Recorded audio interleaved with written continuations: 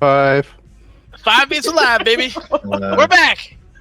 It's been a little haphazard. We've had some crew changes and some last-minute shenanigans, but whether my sister likes it or not, that's kind of becoming par for the course. So here we are. We're doing an episode of Legacy. Surprise. Not the jailbreak. So we'll be getting into that in just a moment. But I'm going to introduce my rubber recast here. Starting with possibly the chillest man on the planet, the coolest cat, the greatest hair, Double Upkiss. I like listening to him slowly realize it was him. I don't know if it picked up in his mic, but he was just exhaling more and more, like, excitingly. Sorry, go ahead. Hello, I'm the Dubs, father of the Nubs, husband to the Foos. I play Karasu, Kenku, fighter, battle master, but samurai character. Pass it off to Foos. Hello, I'm Foos. I'm playing Revaya tonight. She is a ranger barbarian. I feel like it's been a while since I've played her, so I have to get into the cranky mood because that's how she is. And but I already got you primed. Don't worry. No, because I'm a noisy cranky. She's just a silent cranky who just judges people. So yeah, we'll get back into it. Dubs, what model of clone are you? What number do you think we're on right now? Because Tony is pretty sure that every time you just fall asleep, I replace you. So since the last time he's seen you, what number are you? Anyway, I will pass it off to our not so secret guest, Joe. I'm still finishing sheets. Hi, I'm Joe, and I'm playing a thing that I promised we had ready beforehand. It just wasn't all the way in roll 20, and we'll get to it when we get to it, and we'll be lovely to introduce to everybody. But you know me, because I'm here a lot, because they keep letting me come back, and one day they'll regret it. Maybe I hope not, because I like coming here. But the rest of the time on Sundays, I guess just on Sundays, not the rest of the time, I'm on Dispel Logic on Twitch, where we play Dungeons and Dragons. And we're trying to figure out how to stop ancient evils that we released because we were tricked. So it's not technically our fault. But yeah, so that's me. I'm gonna finish sheets here, and we'll be good to go. I haven't been paying attention to who has talked, so someone else talk because I've been busy. Maya, it's your turn. Thank you.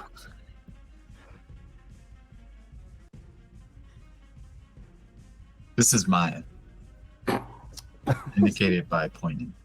I play Euphemi, the druid behind me. She is a changeling, but no amount of change can escape the chaos that is this group.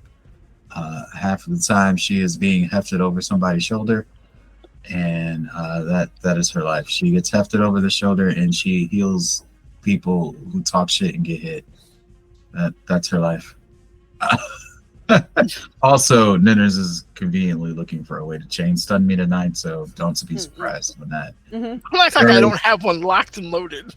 Yeah, I don't know. Why is it specifically me again? I don't understand. I just wanted to keep up the tradition. No, you know. I see. Your tradition is terrible, and it sucks. I am also the creative mind behind Abella Knights, a side fantasy RPG that I surprisingly had to talk about numerous times at a wedding today. I did not see that coming. But, Good. It's called networking. Yeah, but it was unexpected. It was like 10 in the morning. You gotta have that 30-second elevator pitch, man. Right. Speaking of 30-second elevator pitch, it's sci fantasy tabletop setting with a whole lot of genres intertwined in it, but built in a way to make sense with its own mechanics built from scratch. You have a lot of fun there, and I'm probably going to be dropping an update in a day or two, depending on how much free time I get to finish nailing that. It's going to be pre-made NPC characters for folks to actually try the setting out without having to like learn all the mechanics, like by the number. Just grab a character, have fun. Yeah, I'm gonna pass it over to Catastrophe. Hi, call me Kid. I am known by many names around here, including, as you heard already, Catastrophe. Kitendo is one of my favorites. That one's fun. Kibbles and bits is what Nenners calls me every now and then. It's not a bad one. You can find me around here, I guess. Much like Joe, they keep having me back on here, and I don't get why. But yeah, I play this fellow, right? Let me do the Joe thing 1 second. I play this fellow. His name is Quinn. He is a religious zealot who comes from a family of party animals. He likes the spiders. That's about it for him. I don't really hang out much on the internet. You can, however, find me at Anita the Lesbian every now and then. So yeah, that's about it. Mr. Nenario, por favor. This is great. Thank you. And Maya, don't worry about the free time. I'll make sure you have plenty tonight. Everyone else, without further ado, we'll get started. All right. So this lovely team has just returned from a rather harrowing escape from Athos, and basically being ported directly into Waterdeep after contacting a person with whom a contract they pretty much shattered, but out of some weird element of honor and mercy were essentially allowed back. It wasn't exactly a smooth teleport, for you guys at least. A little bit of roughness there, but you did end up in the dock area of Waterdeep. After arriving, obviously, having a crew as colorful as yours essentially manifests onto the docks, drew a couple of eyes. The 8-foot boulet probably didn't help, but there was a lot of attention generally coming your way. There was a small child that seemed to dart off, which was immediately chased by the jacked tiefling, who caught the poor child in short order and discovered that he was basically being sent to look for certain people by the wharf master. So after that, I believe he was given a few gold and sent on his merry way. After that, the team decided to go to a bar. This would be the local kind of cops bar, if you will, on the docks, where you guys were served drinks by a very large orc bartender, who was very, if not friendly, certainly attentive to those who needed the drinks, with the idea of just kind of getting an idea of, how things are going. There were some conversations being had within the bar, some kind of flirtation, just kind of general social awareness, with Roland kind of making contact with one of his newly formed secret police within the city watch that he kind of impromptu created a few weeks ago in game time, but in actual time a year ago or more. More like crazy. 2 years. Quite some time ago. Something like that.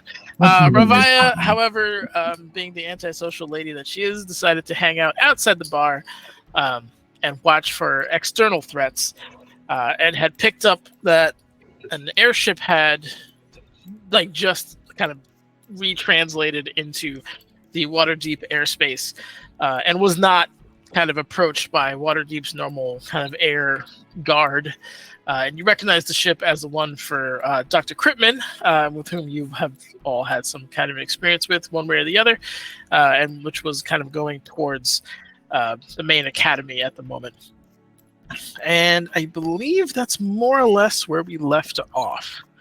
So what we'll do here is I'm going to have Ravaya give me another perception check while you're outside. Wait. Sounds like deja vu. Yeah, deja vu.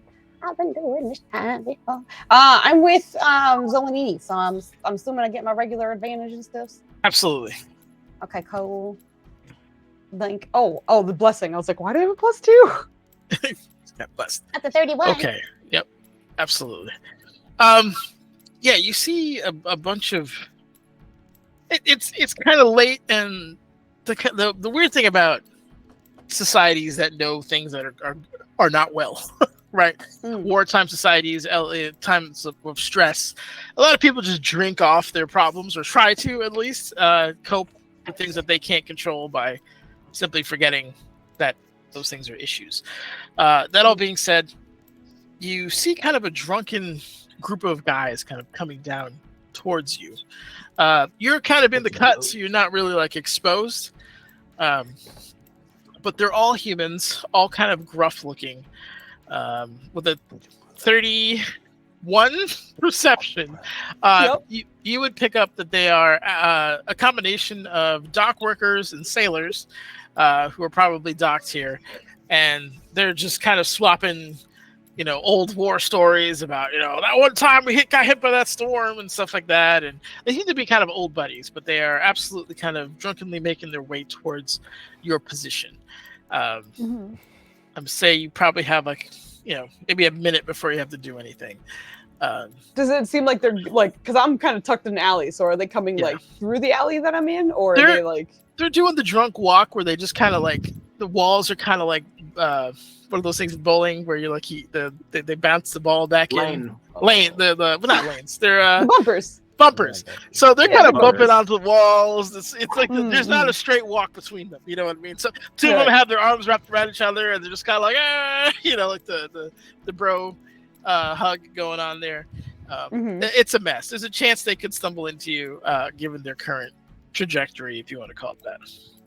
All right, she'll just tuck into the alley a little bit more and just like let them pass. If not, she and Zolan are both standing in a relatively not intimidating way, but like it doesn't look like they're gonna move. So if they're gonna like tuck into this alley, it's just gonna be a wall of Zolan and Ravai just looking at them like, "What are you doing? Like, go away." But yeah, like she's just gonna like maybe back up like a foot or two, so they're not wildly obvious. All right, let's see. Also, this is probably a weird question, but like, are they saying anything like that catches her attention? It's just the nonsense stories, nothing like unusual, or especially because like from the dock, she knew that demon barge was there or whatever. So like, she's just kind of listening in for like anything that might be related to that, or whatever, anything weird that they've come across. If they mention anything that sounds similar. It's honestly a lot of blustery, drunken guy talk. It's great. Oh, we did this, and that. And like, I bought her 3 drinks. How am I going home alone? And the guy's like, you never had a chance. And they're just like kind of going back and forth. Yeah, got it. Bunch of bros. Yes. Yeah, pretty much. Dubs is over here just doing a bunch of bros. But they're on their way. Okay. Give me a stealth check at advantage because they're drunk. Okay. Good. I think that was a 33. Okay, yeah, absolutely. You are one with the shadow. I forgot how well Ravai rolls. Yeah. You fade further into the shadow and are effectively invisible for all but the most perceptive people around here, which, given the proximity to a bar, the bar that is perception is not very high. So yes, they walk essentially right by you. Do you have your true sight thing wrist thing on, right? Yeah. As they walk by, there's just like a shimmer, very faint, but it looks like reddish energy kind of arcing across them as you walk by, like almost as if somebody like did a quick kind of like searchlight of red light over their shoulders as they walked by. They don't seem to change. There's no stopping of what they're saying, no attitude or gait change in terms of how they're walking, but you do catch that little flash of light as it goes by. And does the light seem to be like starting from one of them, or does it feel like it's coming from a different place that's just shining on them? It's coming from a different place. It's coming from if it's like left to right, essentially, if you're looking down the alley. Okay. She's gonna see if she can poke her head out and see where that light came from. Okay. All right. Give me a. another perception check only because you're looking differently. Like this was for ground level, so ground level stuff I'll keep that. Sure. You're gonna look obviously more up because that's kind of the. Okay. It's my lowest roll right now, 27. It's a 27. Okay, yeah, excellent. 27. Far into the clouds, you see, like you're looking around, and there's nothing immediate, nothing on the roofs. Again, just kind of people either trying to get home in various stages of soberness or lack thereof. But it kind of the angle draws your eye up, and in the far distance, you see a cloud that doesn't look like the others. Being a ranger, and with that high of a perception, you probably say it's like 50 or 60 miles off, give or take. And there's little red flashes that are coming from this particular cloud. Does that red remind me of a stand and silty bitch? Absolutely does. Again, as a ranger, you'd recognize these as kind of lightning going off within a cloud, that kind of radiant effect of light. And you said it was about 60-ish feet away or so? Or miles, sorry, not miles. feet. Yeah, Yeah. miles. Right. Okay, so 50 feet right there. we got some time. Yeah, it's just Yeah. right it's in your face. Okay. Does it seem like... Okay, so it's a cloud that doesn't look like a cloud. There's some red stuff going on. If there's any wind or breeze that I can feel, does it feel like it's following that, or that it's very much ignoring it? And regardless of that question, does it seem like it's coming in their direction, or is it? I don't know. I'm just asking some questions here. The light could have come from that direction, 100%. But obviously, at this distance, that's an impressive level of accuracy. Yeah. It seems to be ignoring local weather. I know it's probably very difficult, but does it seem like it's traveling, or does it seem like it's stationary? It would seem to you that it is stationary at the moment. Okay. And seeing that, I think she's just gonna stare at it really hard and just try and see if she can recognize anything other than the lights. She's gonna see if she can observe it for a few minutes, and if like nothing changes, and if it's still just like flashy lights and it's stationary, then she'll do something else. But does it seem like if she waits like 5-10 minutes, does anything in it change, or anything that she can recognize at least? You don't see a change per se, but you see another like beam of light kind of sweep across people who are walking by from that direction. Goofy questions again. Does it seem like it's like almost targeting people, or does it seem like collateral light show? It's definitely targeting people. Like it's not resting on bridges. It's not going on rooftops or like targeting floors. These lights seem to jump from person to person. Okay. She's gonna wait until like the next person that she sees it, like, does it feel like it settles on them, or does it just like fucking fly by them, I guess? It takes maybe like a half second to travel through. Like it's not instant, but there's a little bit of travel time between. Okay. Yeah. All right, so she's gonna park herself in that like spot essentially. When she notices that any like the light seems to settle on someone, like it doesn't seem to jump from anyone else, like maybe the last of a pack of people or something, she's gonna see if she can approach them while studying them a little bit. Okay. All right, so I will also say she's doing this in the like full attempt to not have line of sight on that cloud. So when she does it, like even if she has to like skitter across the road and then like talk to them from the other side, like she's gonna keep line of sight on that cloud. I almost said shadow. Excellent. All right, so how? I imagine this is a stealth roll because you're trying to stay out of sight. Yes. So let's get that going. I imagine it's a flat one because I'm just stealthing. All right, so And are you leaving the boulet in the shadows? No, not. You're taking the boulet with you. She would never. No, she's not Okay. leaving Zolan there. Okay. Nope. All right. Coming too. The two. Oh, try some stuff for him, huh? Okay, hold on. Yep. Go get his stuff. Yeah. Go grab him. Not an advantage. Come on, buddy. You got a +2. All right, he's blessed too, so that's a 17. Okay. All right. So the 17. All right. Excellent.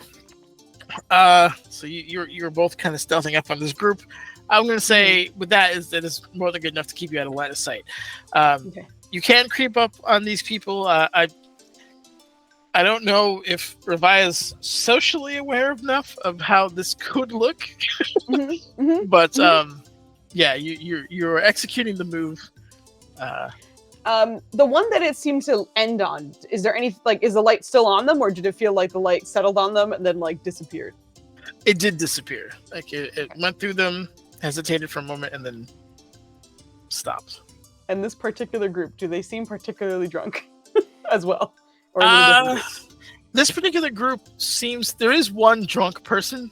Like, it is, it's from behind, it's an elven lady, 2 dwarven males, and a human male who, one of the dwarven males is absolutely thrashed. And he's, I don't know, do you speak Dwarvish? No, I do not. Okay. Not that character. You could tell from the rhythm that he is drunkenly singing some kind of dwarven song. Great. You have no idea what the words are, but because there's a cadence to it, even offbeat and drunkenly sung, it does seem clearly to be a song of some kind. Okay. Good. All right. So who's the one that it settled on, like, last? The elf. Okay. So she'll stealth to the other side of the road, but then, like, making sure she's out of line of sight, like maybe a little bit close to the buildings. We'll walk alongside so that she's not visible to the cloud, I guess. And then she'll speak up in Elven just real quick. Hey, did you have a good night? Are you drinking right now? All right. Okay. Mm-hmm. How give me a persuasion, and this isn't to, like, persuade the thing, it's just to see how soft you say this. No, I know what you, oh god, yeah. That's the best roll I've ever had on Holy her shit, that's amazing. Okay. in my life. So it's kind of like a soft whisper to, like, hey, are you guys okay? Like, that kind of builds up to a conversational tone. And that surprise, the elf just kind of head tilts for a moment, like, glances down to the two dwarves and the human. They're like, okay, clearly not those two. And turns around to see you in the shadows, and is very, like, confused more than anything. But she responds, some of my friends just, well, one of them really had too good of a time tonight, and we're just trying to get him home. Okay. Did you see a light on you guys? Maybe some magic? Any of you familiar with magic at all? Well, the drunk one's a cleric, actually, but I haven't seen any magic.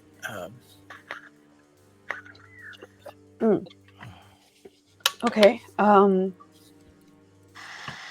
They're still, I imagine they're still, like, in line of sight of the cloud, right? And, like, yes, from what she's seen, no one's been hit twice with his red beam. Correct. Okay. We just did Kit. Yeah, you're late as hell, bruh. It's okay. I was not something up there. I didn't notice. No, it's all good. It's good to keep, especially because both Dubs and I are drinking right now, so it's good to keep us hydrated as well. So drink some water. Anyway, after that, I guess she'll just say, okay, do you see that strange-looking cloud? And she's mostly, like, as terrible as it sounds, when she speaks, she's kind of looking mostly at the elf, but she'll also look at, like, the dwarves and completely ignore the human because lack of dark vision might not help in this situation looking at this cloud. But she's going to point out the cloud. The one dwarf is so lost in song that it's just Yeah. his friend's like, hey, and he's just going on, and you recognize the name Muradin in there, so it might be a song dedicated to him or something to that effect at least. And with what's your passive perception? 21. Okay, so and you do catch a medallion of his over his as a necklace kind of thing. But his other what did you want last? You want me to look in the sky? Do you see any red in that cloud? Look, Lassie, read. Hold on. Look, he's kind of going back and forth, rubs his eyes some more, takes out a second pair of glasses. Oh my god, yeah, let's go. Yes, I think so. Maybe a little bit. Okay. Look, I spent way too much time in the mines. It's not something I usually do. I'm sorry. And she's just going to confirm with the elf, who seems a little more sober. Did you saw that as well? She's gonna have to roll for that one. Sure. I heard the sound. Oh, there it is. Good. No, I just see some clouds. Okay, no, it's fine. Okay, is there supposed to be a moon out or some kind of celestial event? I don't believe it's celestial, but it might not be. You're aware of the conflicts that have been ongoing. Just be safe and get home. Is it an attack from Neverwinter? I don't believe so, but I'm just being cautious. Stay out of sight if you can. Stay out of sight from what, dear? She motions towards the sky again, and then motions towards her, being close to the building. Once again, not really great with people, just being stay safe. You want me to stay out of sight from the sky? From one part of it, yeah. I'm not entirely sure what's happened, but there was a moment where some of the red that I see in that cloud seemed to shine over many different people, and I think you might have been one of them. And you don't feel any different? You feel all right? I just feel the night's breeze. Roll me a persuasion. Yeah, that's fine. I'm also gonna study her a little bit when she says that, just to see if anything, I don't know, if maybe she doesn't realize that something's changed on her. There's a moment where she hesitates because, and I think you realize this at the same time. What you were saying makes sense from a certain point of view, but from the majority of point of views, it sounds like crazy talk. Fucking yeah, batshit for sure. Desna's still helping you out a little bit, and you were able to, and is able to add a little bit of punch to your words that lets her to kind of hesitate and.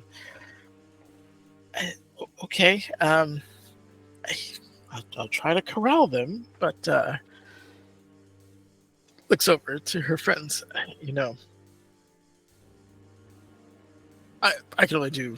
I can only work with what I have right now. No, I understand. And you watch as his friend, he's veering off to go off the docks. His friend's like, no. Oh jeez. Pulling out his cloak, and he's just it's one of those he's just leaning heavy into it. He'll make it, but it's not without a little bit of effort from his friends. Gotcha. But yeah, she'll also just mention I could be overreacting, but I'm just trying to be sure. And sorry to bother you. Have a good night. You too, and I'll keep an eye out for that. All right.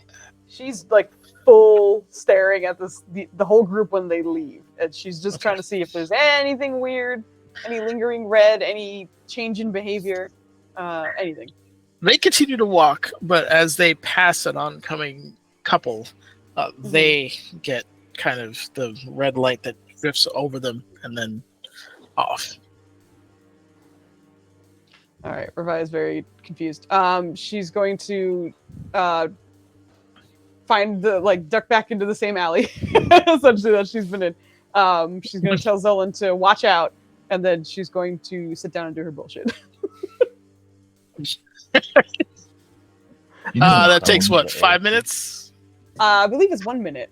What were you saying? Does that work for things in the air? It's literally 5 miles. So I think that's in any direction. Let me see. I think it's the background. If you spend 1 minute, uninterrupted minute in concentration, as if you were concentrating on a spell, you can sense whether your favorite enemies are present within 5 miles of you. So they're in space too. So 5 miles into space, 5 miles in the ground, 5 miles. But yeah, I'm doing that. My favorite enemies are fiends and undead. But yes, I'm going to sit down and do bullshit.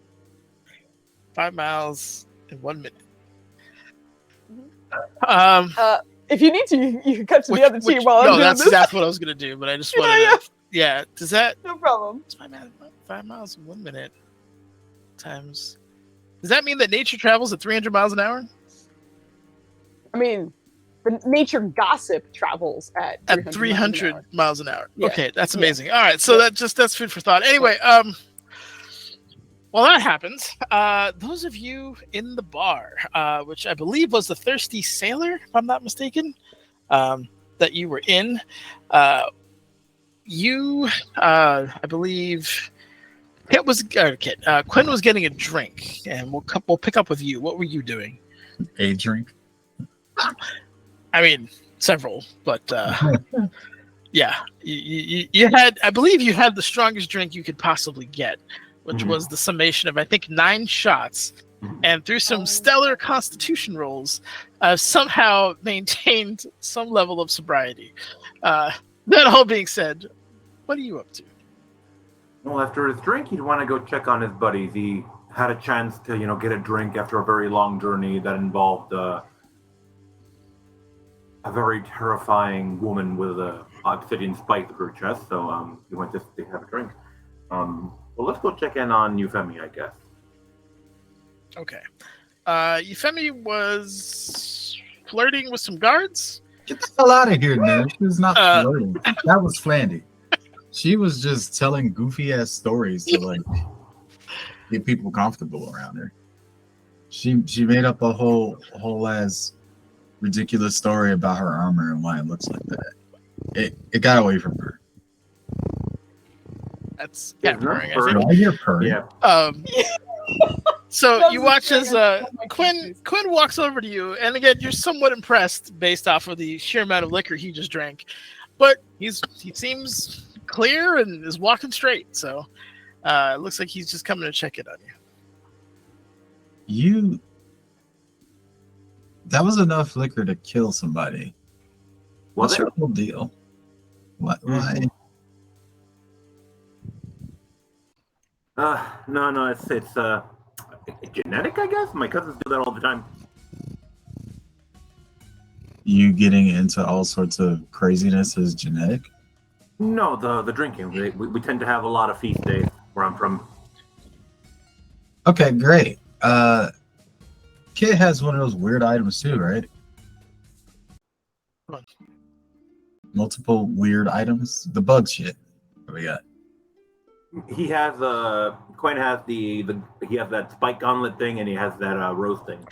Oh, yes. Yeah, she's gonna point to him and be like, "See, all of us had to deal with that bug. It was crazy. There were so many of them, and it's a wonder we came out on top. It's the bug. As you can see, we still haven't really shaken that off completely. So what brings you to this table, kid? What's going on? You enjoy a ridiculous amount of drinks? So Kid is sitting over here, Maya. Yeah, that's great. I don't care. Are you sober? She's just like, okay. She's gonna cast the light cantrip and just kind of bring it near his eye. How many fingers am I holding up? Like, Jesus, wow. Dubs is really happy right now. You must have gave him some snacks. This is great. Okay. Okay, sorry. We Yeah, but he would be following. He would be following her fingers. Just okay. Sure, I'll go along with this. She's a sister. I have to listen to her. Be respectful. Right. You didn't answer my question. I just wanted to check on how you were doing. Oh, I'm doing great. Got some great. Is he still conscious at this point? Because he was already all the way drunk. Okay. Or Quentin? The guy who was at the table with you, feel me? Oh, he's conscious, but not all there. Yeah. Okay. She's just like, yeah, I was making friends. Though he seems to be somewhere else right now. Looks like you were making room in your bottomless pit that you call a stomach for all the alcohol. She's gonna kind of like glance over at Flandy. He's being weird, and then look back to Kit or Quinn and be like, You are saying you okay, nothing Maya? but player names. Yeah. Not a single character name has come out of your mouth. "Hey, Oh, in my God. defense, all right, I'm running on 2 hours of sleep and waking up at 8 a.m. This is My hilarious. brain is gone." Yeah, she looks back to Rolo and just be like, he's doing weird as usual.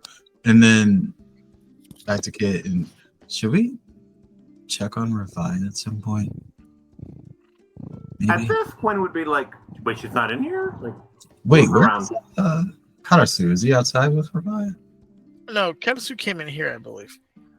God, so you're Right. in the bar, apparently. I think. I don't remember. I don't remember, to be quite honest.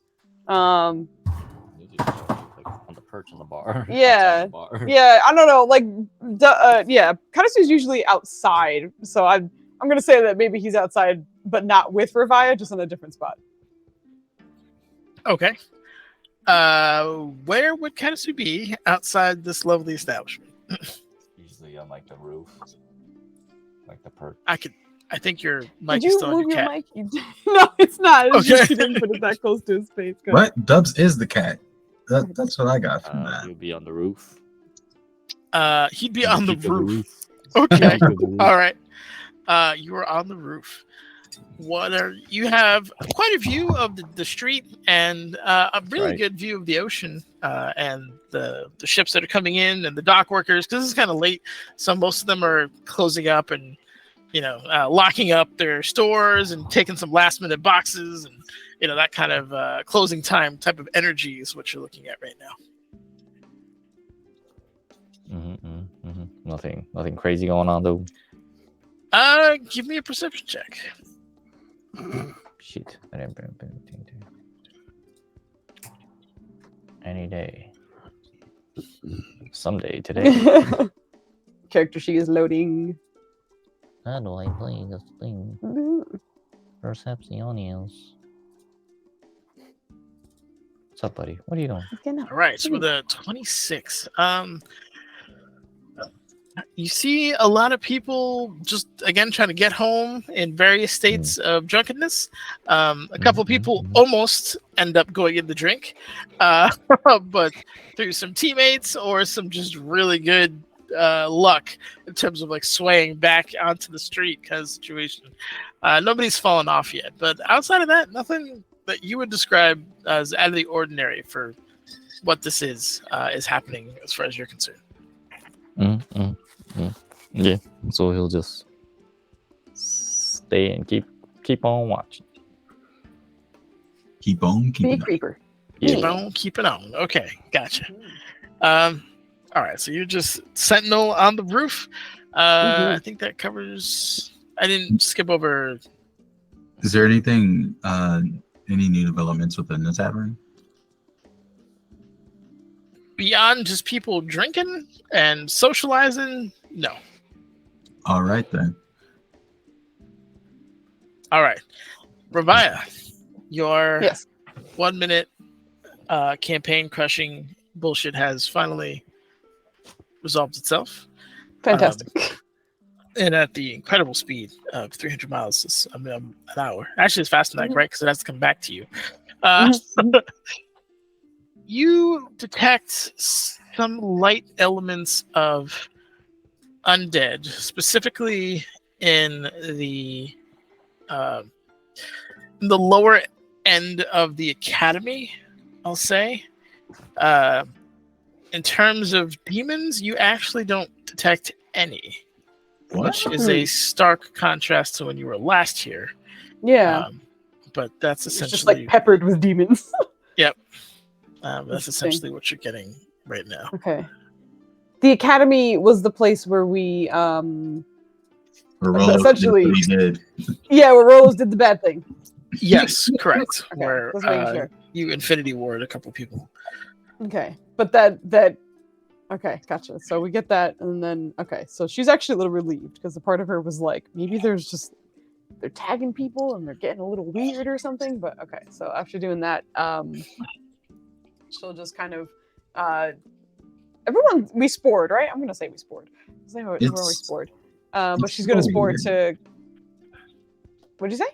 Oh, I just thought it was a little weird that we were supposed to have this demon tournament tomorrow and there are no demons. How we gonna tournament it?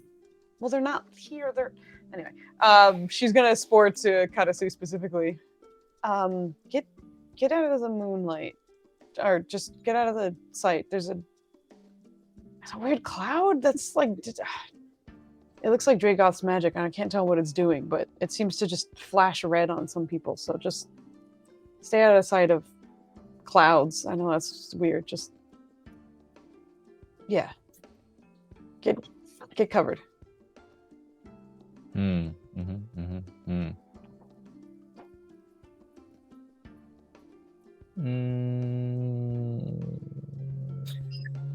Are you staring at the cloud? Can Katasu see the cloud? Yeah, give me a perception check, see if you can isolate what she's talking about. Perception. Nope. Other way. Nope. Down. It's alphabetical. There you go. No, it's not. He was like hovering over investigation and then went up. I was like, no. that would not be it. The other way. Yeah. Okay. Yes. So the 24, you could also kind of pick it out. You do see kind of lightning flashes of like a red-ish hue coming from a specific kind of dark cloud far off the coast. Off the coast. Indeed. And as you spot it, sir, I'm going to need you to make me a charisma saving throw. Cool. Oh, Fucking hell. Cool. Fucking hell. Ryan was right. I was just making fun of her for being an InfoWars type, but now. Yeah, that did sound super InfoWars. Like, the clouds are poisoning us all. Yeah, lost the clouds out there. The clouds are just climbing red. Nenners, Karasu's in Quindora right now, right? No.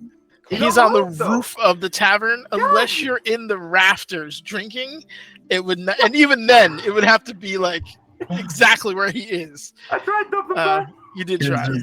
He's up there in the rafters with a drink, holds the ceiling, hanging off the wind beam. Oh my god! Doing them monkey things, yeah. Dang it. No, that is unfortunately a failure. A 7 wasn't his DC? 7 sadly wasn't the DC. But you see the thing, and then instantly you feel this kind of cold. You feel like sand is pouring over you. And it's a cold sand. It's like a cold desert sand, like someone's just pouring buckets over your head. And in the midst of that, you hear a kind of familiar but deep, kind of commanding voice. You've been busy. Tell me, where is your friend? The horned one. I wish to speak with her.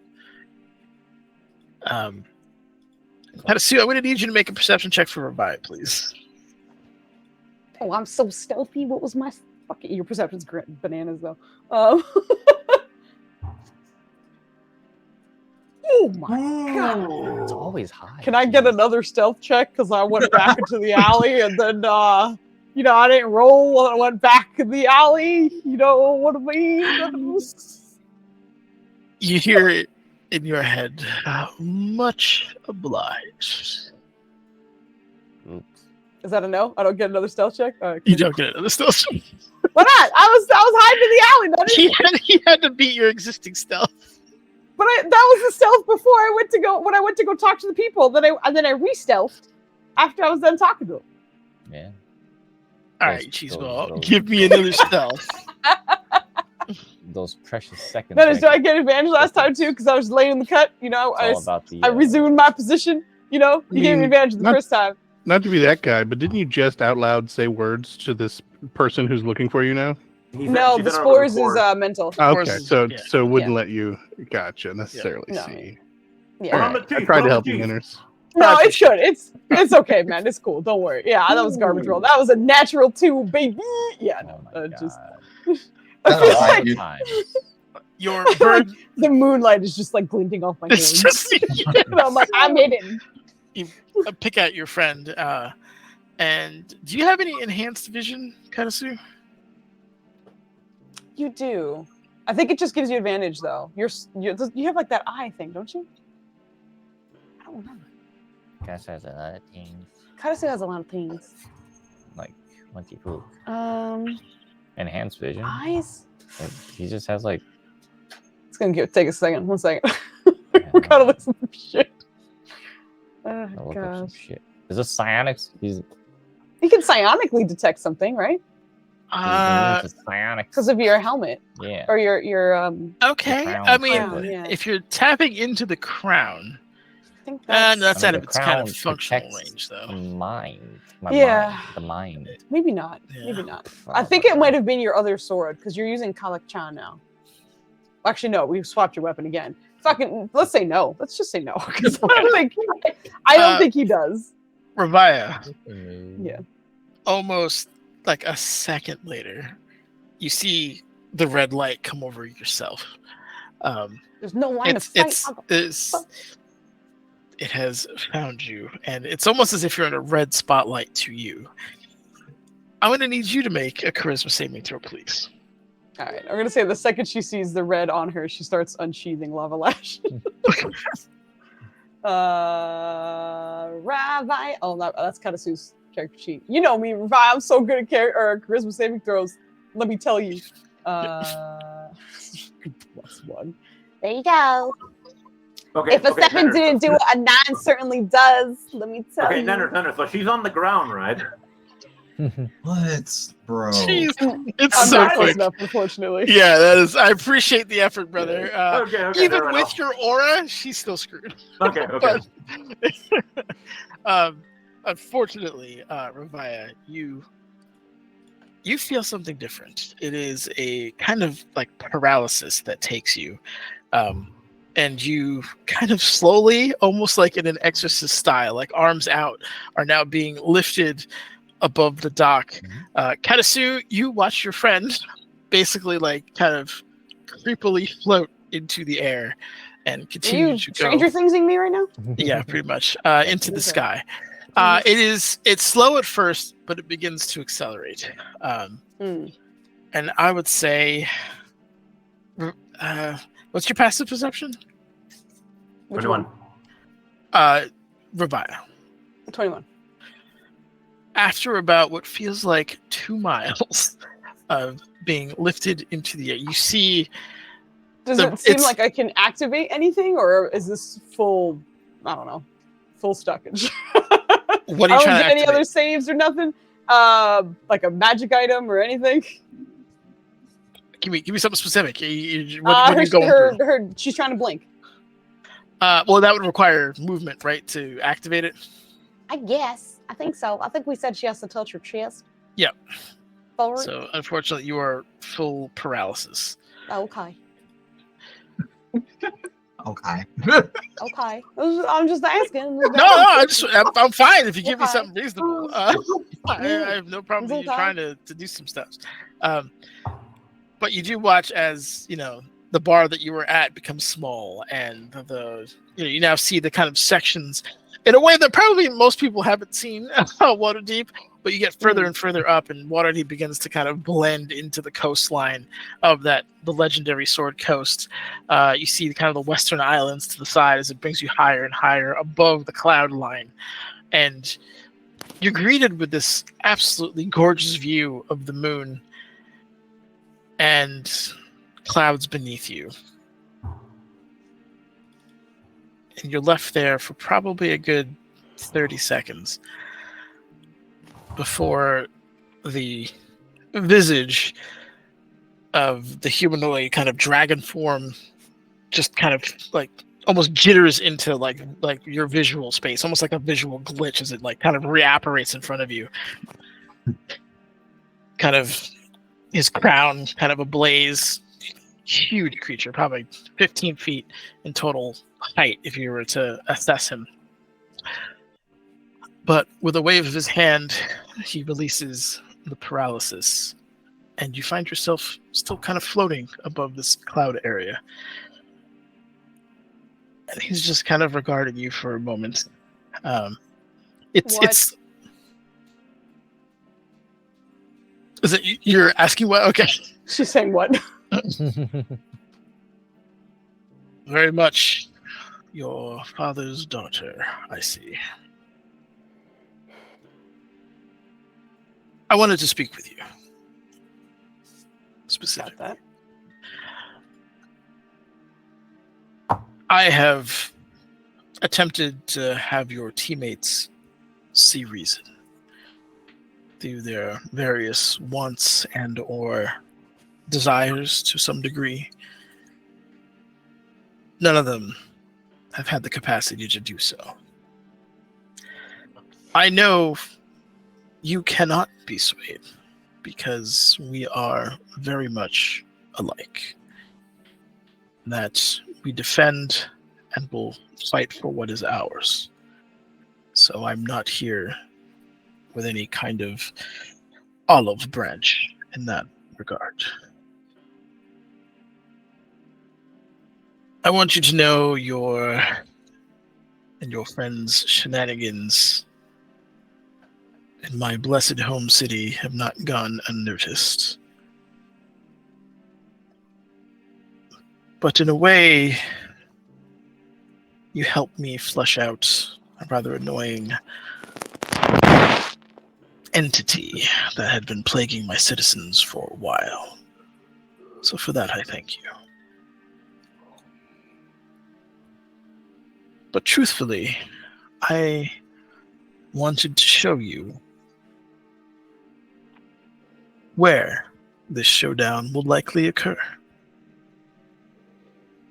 It's no secret. Formal invitation? His head kind of tilts in a like I didn't think of that kind of manner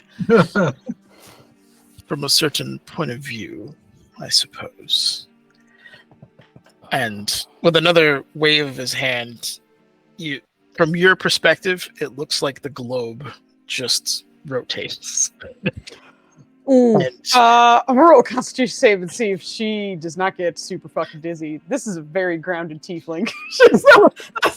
That's not good for her vertigo. I mean, I don't think she has any, but that can't be regular. Yeah, she's like, huh? So, like, it turns and like I feel like she's fascinated, but is like feels her stomach turn and is like, oh, that's not normal. Yeah, it is absolutely disorienting, 100%. And you were brought above the city of warlocks that you have been planning to assault, and high above where exactly you are, there are these kind of like stones laid out.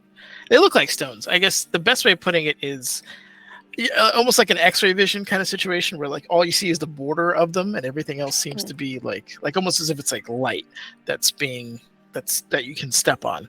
But it's this giant apparatus in the sky with a beam of bluish light that comes up from the city of warlocks up into this apparatus, and then another one that shoots up into the what looks like it pulses, and you see this lattice, this kind of multicolored rain, like it oscillates through various colors, but a huge lattice that goes across the entire sky as far as you can see. A few seconds of looking at this, the beam also continues through that lattice and up towards the moon specifically, where it kind of oddly disappears. There doesn't seem to be like a reception, like another device or that's hitting anything else. In fact, it doesn't even look like it's hitting the moon proper. It just kind of goes in that direction and stops. But he kind of gestures. I could have simplified this area, but I imagine you and your troublesome troop shall be fighting for the fate of your world, and I figured I'd give you a view to die for. You're feeling awfully sporting today. I admire your... what's the word? Moxie, perhaps? Your stubbornness in the face of, quite frankly, impossible odds, but your willingness to fight for what is yours. I respect that most. I feel as though I should be flattered here, but kind of not. And she's staring down, like, to the best of Revia's ability, because she is a planner, but she's not like a war planner. So in her brain, she's just trying to, like, in her own ranger way, be like, are there any weaknesses to this area? Like, what can I capitalize on? What can I spot that he might not have realized or whatever? Just is doing her best to see what she can see. All right, give me a survival check. Oh, good. I'm good at those. He over there like, I'm gonna show you the world, girl, and you just like, all right, cool. How do I kill you? Yeah, exactly. She's like, can we throw Katasu through that hole and have him stab you to death? Because he loves finding weaknesses. That was the best survival of my life. Yep. Let's go. It is mostly, it's almost an arena. It reminds you very much of, like, well, maybe that you don't have terrible experience with it, but I'll say with you guys studying up on Athos, you had learned about gladiatorial pits. This seems like an extremely elegant one, just kind of created out of this weird semi-solid surface that is suspended super high into the air. But it is like a slightly ovoid shape. In terms of, there's elements where you can take cover. There's raised kind of, not at random. It's a very engineered kind of situation, but based on the structure, you find places where you could take cover, possibly attempt to damage the structure in some way. You do see, you're not an engineer or by any means trained in the arcane, but you do see places that look critical, right? Like it doesn't take much to see, like, oh, that looks like a joint, or that looks like something that is load bearing, if you will, from a certain perspective. That's 100% what she's going for. So you are definitely spotting some of those things, and I imagine making mental notes of. Another, possibly, you let me know, because there wasn't the intention of having some attacks happen here while we were in Athos. Does it look like any, like, damage, anything happened while we were gone? Is there any signs of that, I guess, that she can tell? Okay.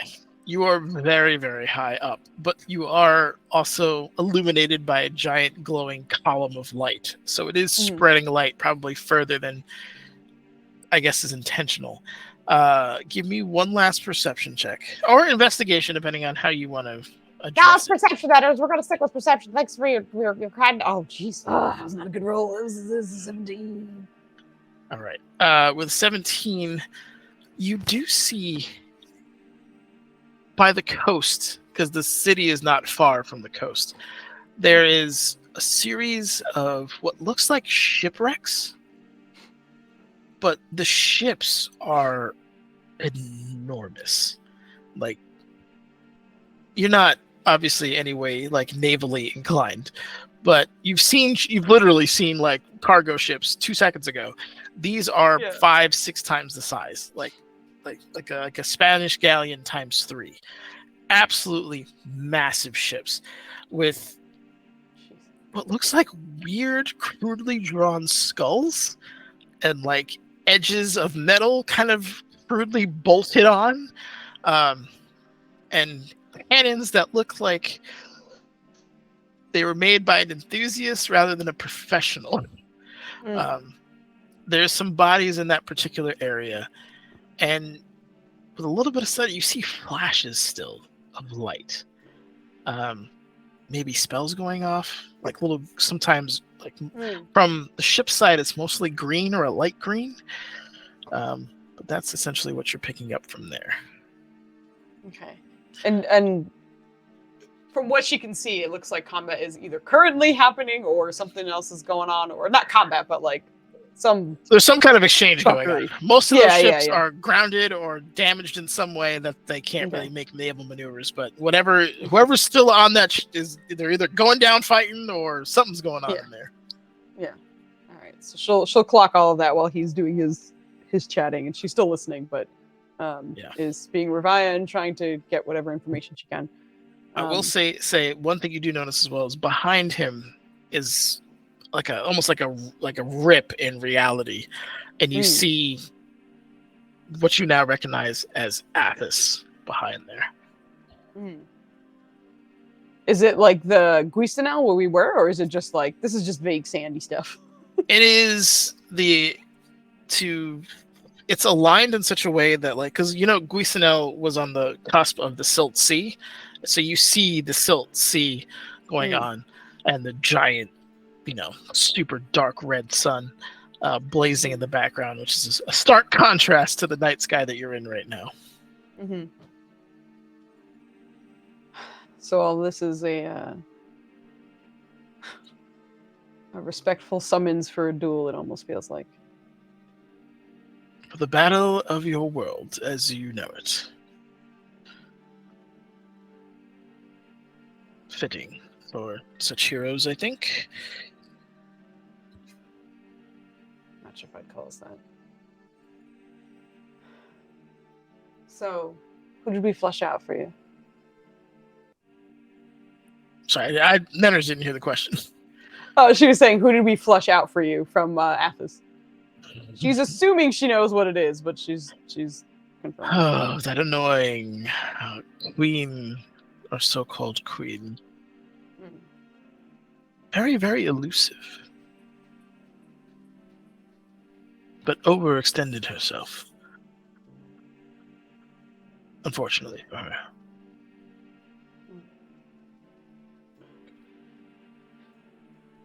What'd you do to her? Let's just say she's part of a collection now.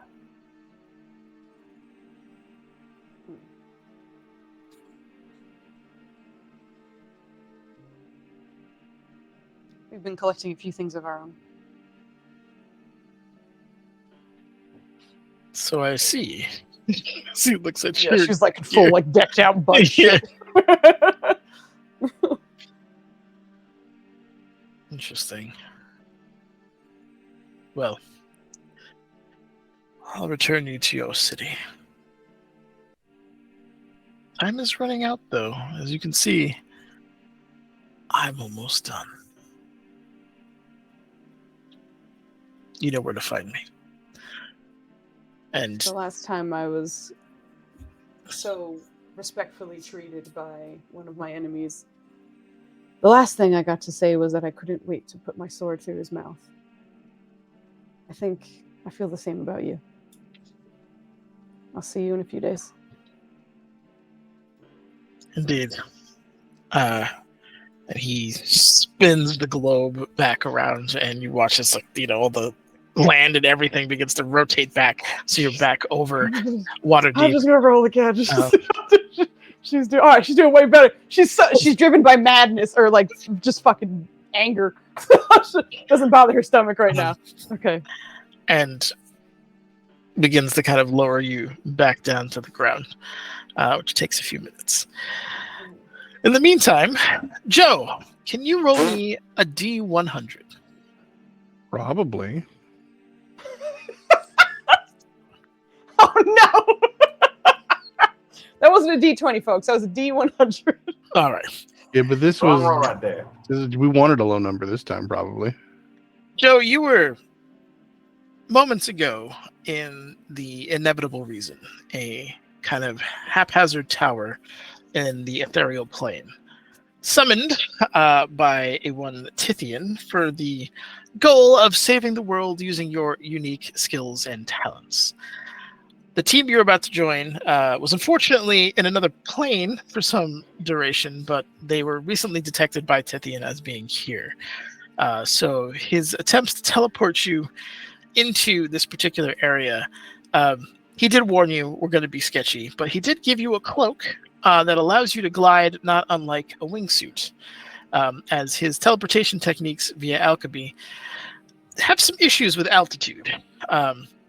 Fortunately for you, sir, you were dropped off way above, like several hundred feet above the city of Waterdeep, and are now finding yourself having to kind of Batman your way in.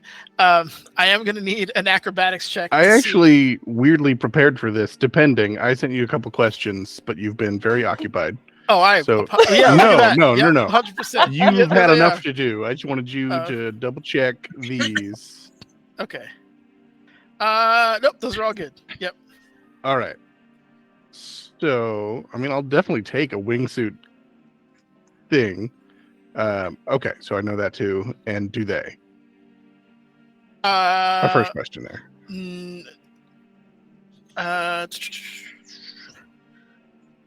They don't know of you, but they Oh, do no, know. but Okay. yeah. First question, yes, 100%. Okay. Well, if those familiar. items are good, essentially, having been prepared, this is just going to justify in story why I have these, because this isn't the first time it's happened. I'm gonna just calmly activate some boots of levitation. All right. I mean, obviously, if you're up for it, but I would love an acrobatics to see how roughly you got spit out of this portal before you very calmly collected yourself. Because if you come falling out and then it's like, I gotta double check something, because did I seriously not make myself proficient in acrobatics? I'm proficient in everything. Oh. Let me just triple check. No, I forwent it. So this one has the possibility of not being incredible. It's not terrible. It's not bad. Yeah. Okay. All right. So it's a little there. I mean, there's a disorientation from going from I'm on solid ground to just out of nowhere essentially, but or literally just stepping into nothing, right? It's a whole bunch of fight or flight responses that you have to kind of deal with, and you kind of sort yourself out relatively quickly. But with those boots, you're absolutely able to kind of slowly but surely levitate yourself back down to the ground. You were told specifically that they are currently in a bar in the docks. So I will say, Katasu, now that you are you are IRL paralyzed. Can you can you roll me one of Katasu's perception checks? Yeah, absolutely. No problem. I got you. Oh, and I imagine you're just levitating at a normal speed, so within. I mean, if he still gave me a cloak that I can manipulate a little bit, I very much would use it to glide in with some speed and then levitate as we get close, so I'm just not in the air all day. Okay, excellent. That makes sense. And with a 13, they'll say you can definitely manage that. That's not a problem. All right, and I think Katasu would probably be the first to clock that there's somebody coming in on a very familiar oh my god. From the coast. It is now gliding his way into the dock area. Is your character, I can't remember if he's familiar with Waterdeep, or is Waterdeep adjacent in terms of knowing what's going on there? I did not give him any specifics other than major city. You know what? I say that, and I'm pretty sure I gave him Neverwinter as a specific. I may have just thoroughly lied to you. So on purpose. He's certainly been here. Okay, so he's been all right. Great. Give me a real quick survival, because that's the only thing I can think of that really makes sense in this regard. And it's just in regards to, can you orient yourself to get... Okay. Not only have you been here, it's one of your favorite places. You would land down... I'm going to give... Well, Katasu's out, so... Cruz, what do you think Katasu would do in this particular situation? I think through the spores he would tell everyone like someone from Tithian is coming because he's very familiar with those cloaks and the typically haphazard entry. Okay, and so for those of you in the bar, because Rabia is currently also being repositioned back down to Earth, you would hear that somebody is making their approach via. Well, I guess if that happens, Euphemia's just gonna be like, "Hey, it's been nice." So everybody she's been mingling with, being like, "But I think I can head outside for a minute. We'll talk later." And then she just heads outside. All right, I need a perception check from you. Quinn would follow her out. Yeah. Quinn's following her out. All right, excellent. Same thing with Quinn, if you don't mind. Is Quinn As I'm walking in a straight gliding line? in as well. Yes. Wait, I'm sorry, this isn't related, but are we looking at Nubs' face or the back of his head? That is his face. I appreciate that interruption. I was like, yeah, you didn't have to interrupt him for that. But yeah, Joe, that's please Nubs' proceed. face. But just as I'm gliding in, because there's only so much one man can see from all this way up. Yep. But when one has a homunculus servant, he can send them to go find stuff. So he's going to be right there because we just teleported in. Otherwise, I might have to whistle. But just to a clockwork falcon, just casually gliding in with me. Kestrel, find them. Okay. He has the descriptions. So I'm going to have, unless he has like a specific tracking thing, I'd He say has survival. perception. Perception? Okay. But I can also just roll a wisdom for survival. Whichever you would prefer would be what you think would be appropriate in this regard. Nanners, am I also rolling perception? Yes, sir, like you Euphemia? are I'm too. sorry. Yep. I'm sorry. I mean, What am I I'm doing? fine with either. I guess it's just looking to see. I guess I don't have anything to track yet, so it's just I rolled better than Maya did. Don't laugh at me. we'll do that. Oh, Oh, God. I forgot to change to character. There we go. Oh, God, that's amazing. Okay, yeah. He has no problem finding the samurai Kenku perched on the tavern where they said that they would be. In addition to that, I will say for those of you who are, you kind of, it's one of those situations where like you were in a fairly lit room and like you walked outside to a dark night. You're just like, I can't see shit. The sky is just black. Like, there's clouds and stuff around. You can't see any. It's going to take a moment for your eyes to adjust. But unfortunately, neither of you are able to see anything incoming and are able to kind of visually confirm that with each other. Like, I don't see anything. But that means your little bird would probably catch them first. So how would you like to describe what he would do or say or anything? Oh, well, it definitely can't talk. So it just understands a whole bunch of languages because I understand a whole bunch of languages. So it'll just circle back and just guide me in. Okay. So I'm just following just a robot bird. All right. Down to the ground. And yeah, I imagine with you know exactly where this is, so you can land, within 50 feet if you want of the establishment here. I would say to a decent amount of people, like, what the hell? As you are coming in, like, floating down. Yeah, it'll be a little bit like angling up to lose speed and maybe just the bird pulling back a bit, and then I'm just going to just levitate, drift down to just the street outside. Okay. That, even unless you have a terrible passive perception, is not hard to clock. As can you describe your character is floating down? Yeah. Floating down is just a half elf in.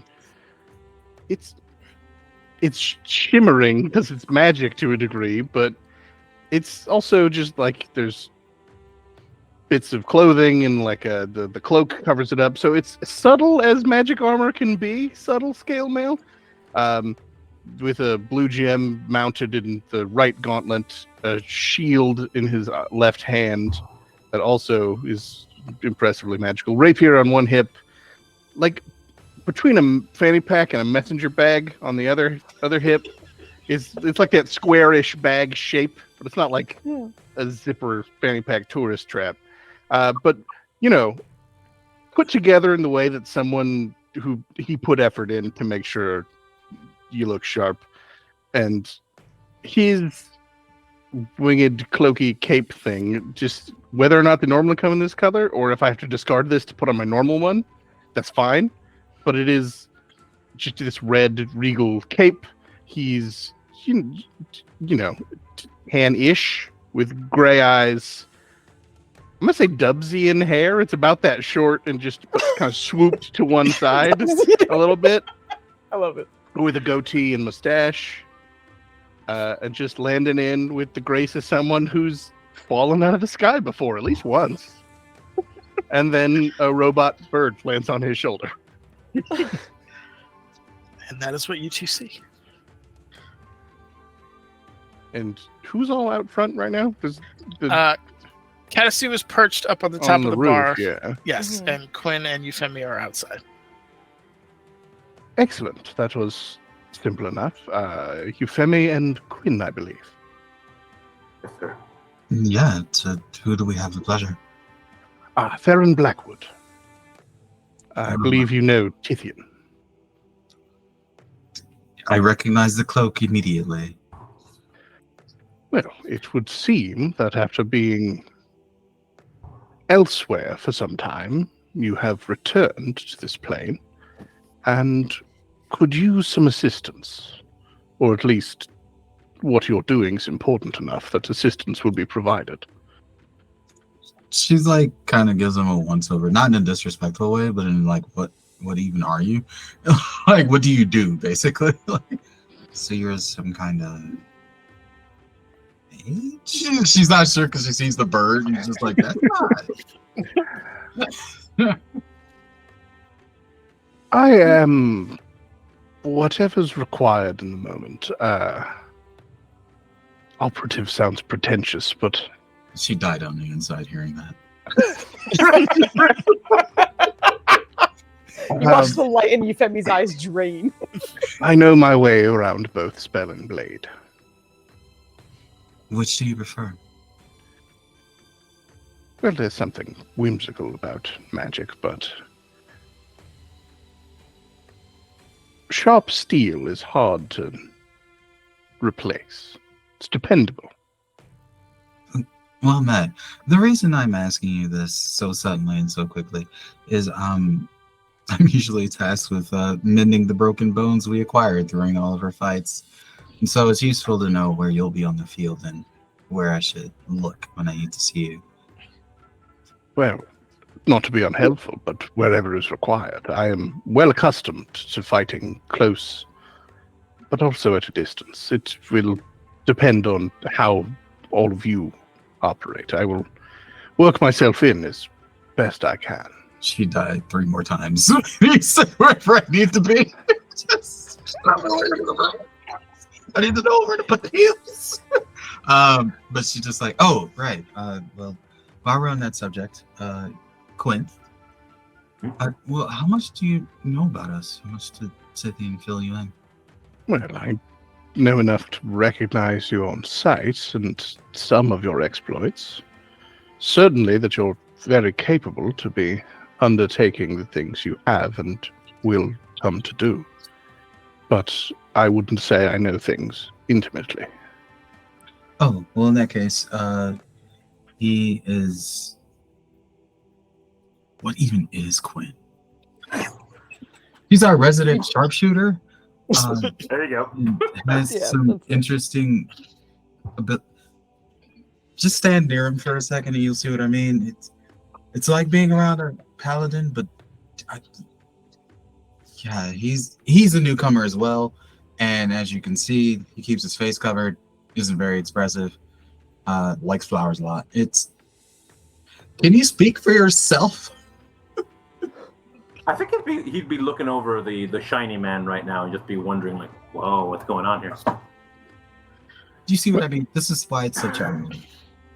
Well, I understand to an extent. There's a time and a place to keep one's head and face protected. Just with a bonus action, is what I think it takes. Just the helmet will form out of the shoulders of the armor because artificers are dope as hell, and it's gonna have some also falcon themery to it. And again, Euphemia dies on the inside. We're gonna be great friends. You wait. Well, then I'll retract it again because I'm talking to people and I'm gonna have my face exposed. Yeah, she's just like, Quinn, you could probably. Here's the thing: he's been traveling with us for a while, and we learn more about him through what he does than what he tells us. Actions, as they say, speak louder than words. I'm less. sorry, I did not mean to say that. Why do you do that? Who? You. Do what? Actions speak louder than words. And I'm just gonna put my helmet on in the middle. Why? No, I could be anywhere on the battlefield. I suppose because I can. I'm accustomed to fighting in many different ways and orientations with different groups. I don't know yours particularly well, and lacking words, I thought showing a similar face covering might form some level of connection with the as yet silent Quinn. As for why I would use a common expression, well, I suppose because it's common. Quinn, you know we're not in Weastonell anymore, right? Mm-hmm. Again, at this point, he'd be like circling the shiny man, just like checking out, like, oh, that was so cool.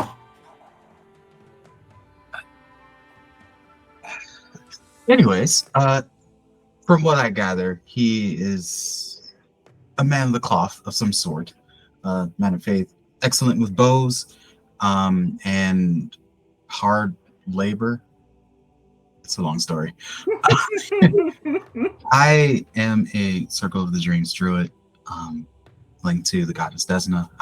You probably haven't heard of her; she's from a different realm, but I'm here to help avert this catastrophe. You are, well, actually, on the roof. Is he still up there? Did you see a bird? As Yes, you look up Karasu towards is upon the roof still. the roof, Euphemia, you hear like a scream, like a startled woman's scream. Like, oh my god, what is that? And what sounds like, and what you see is a shadow, a very familiar shaped shadow, land on a roof not too far from the bar itself, just annihilating shingles, like beams of wood, just as a boule lands on the roof. And he looks like, as a druid, you can recognize there's a little bit of like he's in duress. And then he's looking around, spots Karasu, and then leaps over to that building, which has a very similar effect, except this.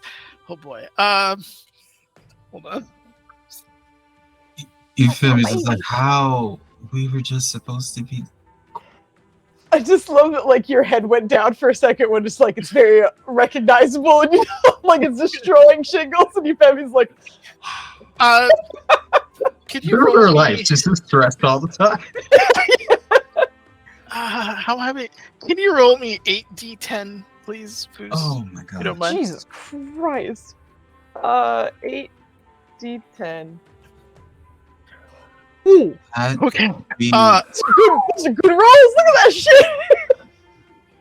there's He like- leaps and just like his back feet land first, because it's kind of steepled, and it's not really something like a creature like him can naturally land on, and his back feet just absolutely annihilate the support beam that is there, and then he ends up kind of like falling into like a hole that he more or less like was created, but because he's an animal and doesn't like to be stuck, he immediately starts to claw his way out, and there is now a skylight in the Thirsty Sailor Tavern, as he has clawed his way out of that particular position and is like curling up towards Karasu, and it looks like he's trying to communicate something to him, and you also hear shouts and screams, and the destruction of 30, 50 pounds of wood falling 2 stories down onto people's tables, onto people's drinks. There's absolutely a bit of a commotion going on right now.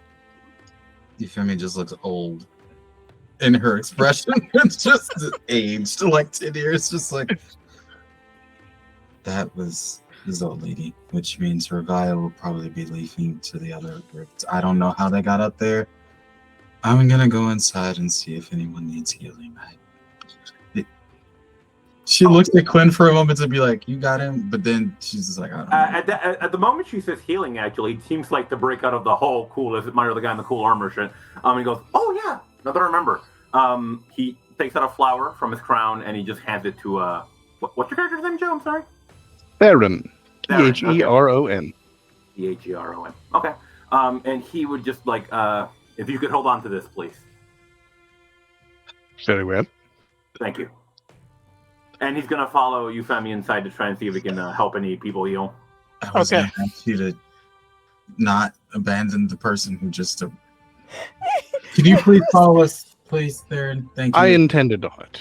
Yes. Hold the flower. Bye. Is there anybody?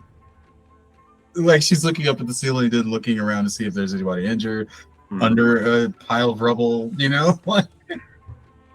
There is one, looks like a guard, who, it looks like the main kind of support beam, like that chunk that initially got just vaporized. All of it just rained down on his table and his position. So the table is destroyed. He is in the rubble, and you see what remnants of his glass is shattered, and there's some blood from his hand from obviously that happening. It looks like some of the shingles landed in the bar area. There's several destroyed liquor bottles. There's another person who looks like he got hit by a shingle and is out on the table. But that's about the majority of the damage. Unfortunately, as previously described, this is very much a cop bar. So there's people going for swords. There's what's going on with the ceiling. They saw 4 huge paws with claws designed to tear through stone, come through the ceiling, and then leave. So as you were walking in, there's at least 5 or 6 guards running out to kind of find out what the fuck is going on. It's okay. It's a flying bullet. Just relax. That's not gonna help. Roll me a persuasion at disadvantage, Quinn. Yes, sir. Oh boy. Okay, it's fine. It's a boule. Those things do not go together. Okay. We see. She's gonna add in. It's the friends of the city. The heroes of Waterdeep with Sartorial. They have a tendency to make an entrance. Please stay calm. I'm going to heal people. I would ask you to line up, but you look unconscious, so I'm going to go ahead and just line up. We'll take turns. Euphemia, please roll me a flat persuasion, if you don't mind. Maya, you got a D4. So, you just got a D4 from Brawler Group. No. Thank you. I appreciate it, because I can't roll worth a damn. Come on, girl. Come on. A couple of nights, Griffin nights at the bar, actually. Oh, yeah, I've heard about that building. He's huge, right? Everyone says he's the biggest thing. Yeah. They look, and it is like 2 full-sized couch hole in the ceiling at the moment. You can see the night sky. It's quite nice. But you can tell the bartender is just pissed. There's broken bottles everywhere. There's liquor on the floor. There's just not enough towels to clean this up. And the orc's like, who paid for ceiling? he's just, it's a combination of confused and mad at the same time. But you do stop some of them from going out, but the vast majority of people are now vacating this particular area, and various states of soberness again, because they have been drinking. So it's a somewhat dangerous situation. But swords are drawn, and they are looking to find out what is going on. Oh boy. Flynn, I can handle this. Can you go outside and make sure they don't try to attack and die in the process of attacking Zolini? Understood. Yeah. I'm pretty sure her poor persuasion tech was just her being tired. Okay. Yeah. So yeah, he would listen to the sister here and just run out immediately and try not to get the poor guy hurt. Yeah, she's gonna walk around and I assume the injuries will warrant nothing more than a cure light wounds or some shit. Yeah, it's you can. I would say you would have to do 2 of them because 2 people are injured. But that would be, or whatever spell you want to do to heal 2 people. But it's not, A, these aren't PCs. They don't have a ton of hit points, and B, it's not. Exactly. Nothing is life-threatening at the moment. You know what's hilarious is one, she's gonna cast the healing word. And then 2, apparently she has mending. So she's just like gonna walk over to the orc and be like, I can help repair some of this. We will pay for the rest of it. I am sorry this happens here, Tavern, and I do not know what got into my friends outside.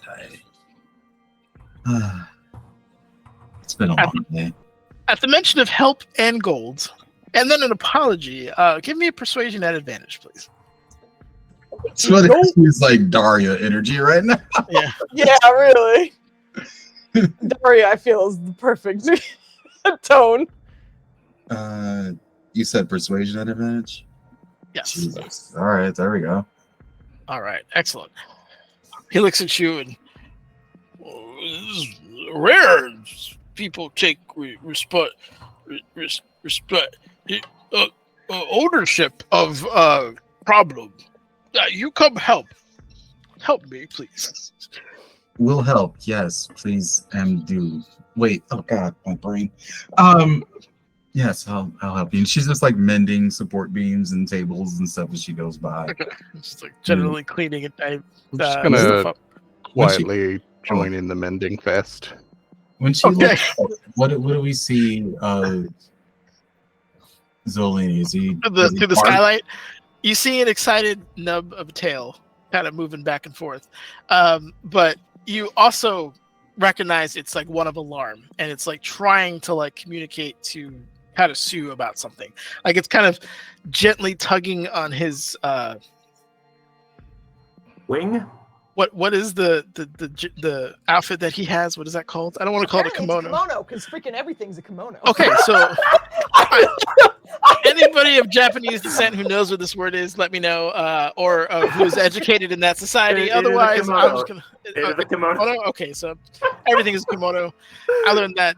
Excellent. Okay, it literally means something to wear. Okay. I just. See you later, Brawler Groot. Good night. Thank you. Thank you for the inspiration for Maya. But he is gently tugging, and you've seen what his mouth can do, and it's an impressive amount of restraint, because it could easily just cleave through pretty much whatever he's wearing. But he's like pay attention, like there's something wrong. Like when a dog is trying to get like help, I need help kind of situation. That's exactly the body language, just in an 800-pound killing machine. She's gonna. But you also hear like some alarming creaks. Anybody here like? Oh, the artificer. Give me a general either intelligence or perception check based on like you're deducing this from happening or you're just watching this. Okay, so he totally destroyed like a load-bearing joist.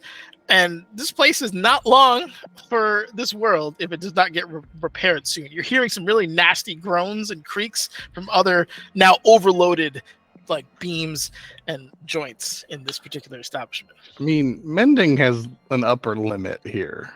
Yes. So that's not going to fix it, I'm assuming. You might be able to create a temporary shunt or a bridge or like, create like a brace or some kind to shunt it, but yeah, to fully like restore it, it's gonna take some time. I'm first gonna use the levitating boots to just go up through the skylight. You said the bartender's like, what? I'm just gonna keep cleaning.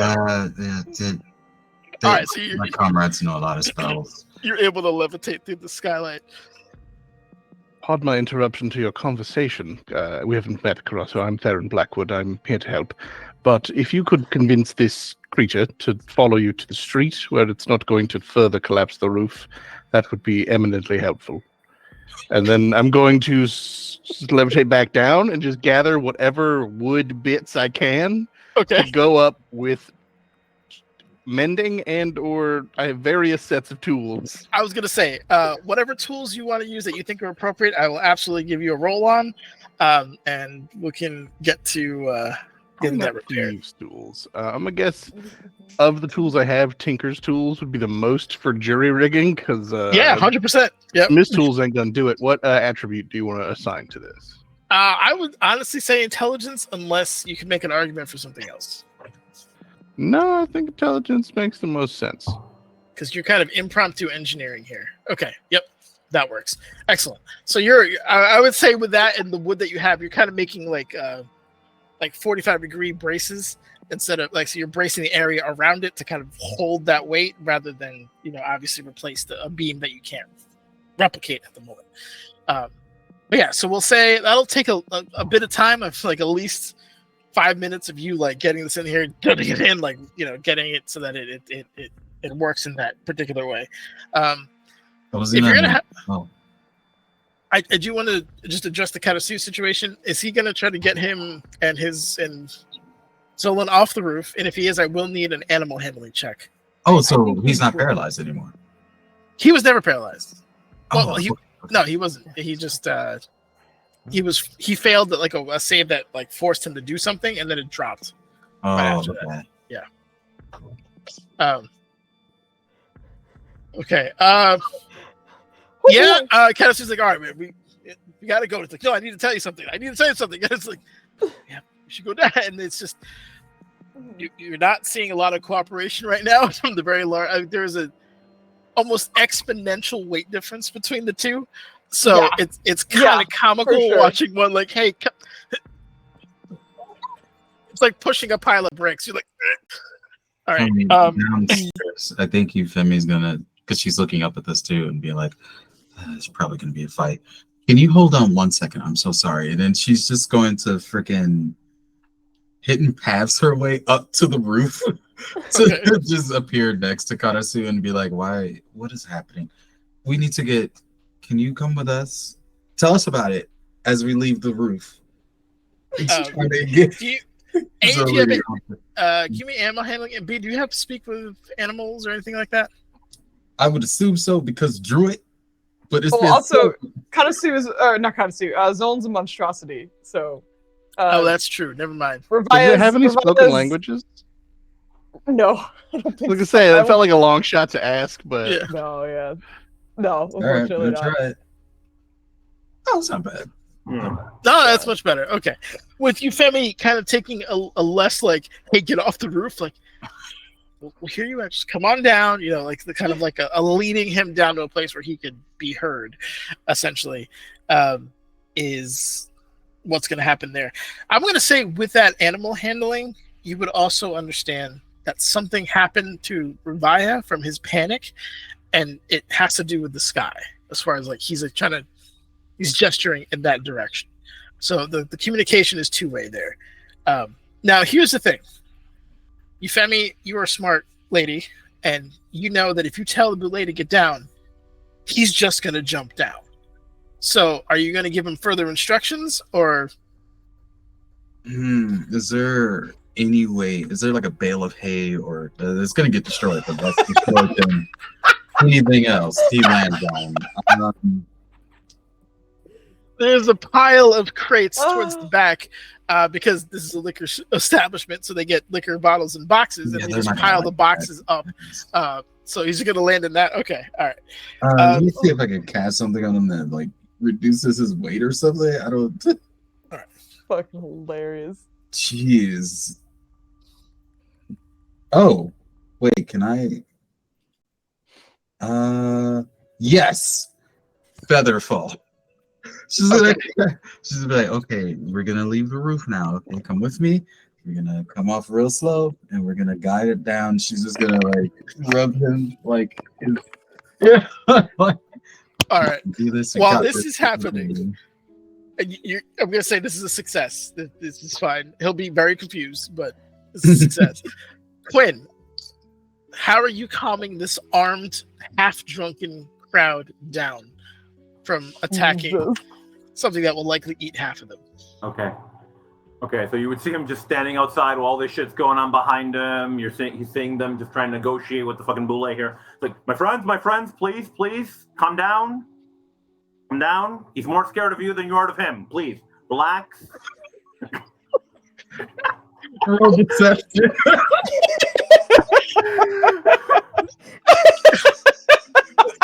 They're calming him down. They're calming him down. They're going to bring him down. Everything's going to be okay.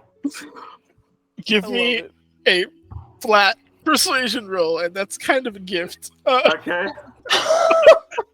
21. Hey. Okay. Oh my god, because that's no one like if a predator's coming after, he's more afraid of you. He He's a eats me. sweetheart. He's a sweetheart. This is not him being normal. Something's No, going I'm on. very Relax. afraid of him. Yep. Yeah, no. So with the 21, you're able to kind of calm them down, like, hey, and I think the combination of that, Euphemie being as like effective with him as she is, showing that he's not wild, she's not like trying to take her arm off or anything like that. All right, well we're just gonna stay here in case he decides to eat somebody. No. He knows better than that. It should be okay. Just they're taking care of it. Just don't do anything that'll set him off, please. He's like, just like back it up. Yeah. Be careful. They're gonna stay there, but they're not drunk. Like swords are going back in sheaths. They're just very much like, what's going on, right? But you have stopped them from doing anything violent for now. Cue the slow fall coming down. I imagine you're gonna take him to the less populated area, not have him land amongst all the guards and stuff. So we'll say that's. Are you gonna join him on the way down? Oh, absolutely, because she has to keep him calm because he's, feather falling. Gotcha. Yeah, he doesn't like this. this. He does not like that shit At all. It's like the cat in space, like just limbs trying to find purchase on anything. But thankfully, you're doing it on the side of the building, so there's not a lot of people actually viewing this. The picture is amazing. There's nothing to be afraid of, ladies and gentlemen. Giant lancer. Just trying, like every limb he has, trying to get some sort of balance. But eventually touches down and is still concerned and trying to see what you're going to do about this particular situation. Yeah. So he's trying to guide them to look up, right? And she's going to just be like, "Where is Revia?" Give me a perception check, please. You got it, boss man. There. That is okay. That is what I'm doing with my eyes. Do you have any enhanced vision? Yes, she has because she has the witch sight thingy, the arcane eye thing she does all the time. Those are two different things. Okay, so which site I believe is for like that's 30 feet though, right? Because I had that on Waki, I believe, if I'm not mistaken. Yeah, and that's more about like illusions, I think. Yes. Yeah, she can send it up higher if she needs. And to. the arcane eye. Okay, so you're gonna cast arcane eye then, I guess, or are you just gonna? She's gonna just look first, and if she doesn't see anything, start sending a butterfly-shaped arcane eye fluttering up into the sky. I will say it's a combination of the two. Like you cast something, you're like, what the hell? And then you would send your eye up for further details. And you're going to see what is, I imagine, a very cranky Revia coming back down. Revia, you can describe how you're... No, I'm kidding. She turns into Birdman. Ain't no more talking. Yeah, pretty much. No, she does not come down like that. But I would say like it's actually probably a surprisingly like I guess I don't want to say graceful, but like I almost feel like she's kind of gotten the hang of this weird trip that she's on. So she's just kind of floating back down, not looking terribly happy at the moment, but that's not terribly unusual. I think just in general, she looks like, considering she's floating down from the sky and she clearly doesn't have control over it, she definitely looks pensive as she's coming back down. More like she's plotting or scheming or something, as opposed to like, I'm flying. But I think she would notice the hole and like just, all right, just like accept that and continue floating down. How close is she at this point? I'd say probably like 50 feet. And by the time like you see the arcane eye come up and identify, and you know that's Euphemie, and kind of see everything that's going on. You probably come down to the ground in the next 10 seconds or so. Doesn't take very long. He's definitely putting you back down at a somewhat decent rate. I will say, installing coffee. Thank you. Or caffeine. I always say coffee. I'm sorry. It's caffeine. Reading is hard. So I will say, Euphemie, I will need an animal handling check as Zolan's best friend of the whole wide world is now coming back down to the world, and he is very excited to see her. So, okay, excellent. All right. Whew, good thing you have a druid with you. You're able to calm him down. He's immediately like, I gotta go see her. You're like, slow down. We're gonna go see her together. Yes, yeah, absolutely. So that 100% can happen. Quinn, I will need one last kind of persuasion roll, as she is going to have to guide him through the crowd of drunk, nervous guards. Okay. The terrified. So let me know how you're going to try to convince them. Okay, mainly he'd just be like, okay, make way, make way, make way, make way. We're just trying to get him to his what the hell would Revia be? I don't think he'd say handler. So that's not what how he would see that relationship. It's up to you, man. I don't think it'd be mother either. What? How Quinn sees Revia? No, the relationship she has with Zolan. They're just best buds. Okay. Okay, just make way. We're gonna get him to his friend. He'll calm down a lot. We won't be in any danger whatsoever. Like I said, he's a sweetheart. Just make way, let him through, please. Just imagine Zolan being like, one last persuasion. Yeah. Is it flat? Persuasion, please. Yes. Flat. No, I'll give you advantage because your girl, Euphemie, has been killing these rolls. So he's very quiet. He's very calm. Like he looks like he's Maya, good job. So. Good job. Anyway, he's a good boy. Yeah. All right, we're rolling this shit. Come on. 27, senor. I did not need that advantage. 29. But yes, at that point they see like he's tranquil and he's not biting the small Euphemie in half or anybody else. So that seems to kind of calm him down a little bit. And you're like, I still need a drink. And they're just kind of mosey on back into the bar now that they're kind of satisfied that the public at large is not in danger. But good job. I will give Quinn one last thing. Is there anything else you wanted to do while you were up on the roof, sir? Quinn is on the roof? Not Quinn. I'm so sorry. The Theron. Just once I'm done fixing it, I just wanted to inform the barman that he should get this repaired sooner than later because it's only so strong. Yeah, nice lady say she will go and pay. So, well, wherever the funds come from, I would ensure that workers are here, preferably by the morning. All right, it's gonna be a long night for me. No. You want a drink?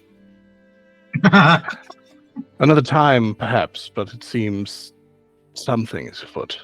If he hasn't cleaned everything, I'm just gonna, as I leave, just wave a prestidigitation at the mess and go outside. Well, that's really cool. Yeah. And as you're leaving, he's pouring himself a drink. He deserves it. Yeah. Great.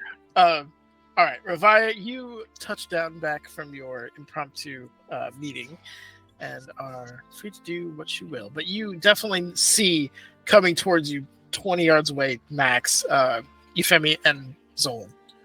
First thing she does is hug Zolan. Kind of runs up to him and wraps her arms around him. He's giant, so they don't get fully around, but does that first and just kind of speaks through their bond for a second. Sorry, I didn't think to speak at the time. I'm okay. And she's just gonna like check him too and be like, you okay? You okay? All right, everything's fine. He's got a fine dusting of wood on his, between his toes and stuff, but other than that, he's fine. There's gonna be a moment where she like expectantly waiting for the read and be like, you're gonna tell us what that was, right? Yeah, she doesn't say the words, it's just kind of that look like. There's a moment like when she's done greeting him that she like grabs both of his cheeks and is like, did you put the hole in the roof? Up there? Okay. That's okay. Then like, let's go. And then turns to go towards Euphemia. Like, kind of intimates that there's more than one hole.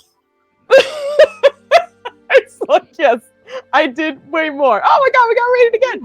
Razzmatazz. Thank you again! Thank you. Jeez.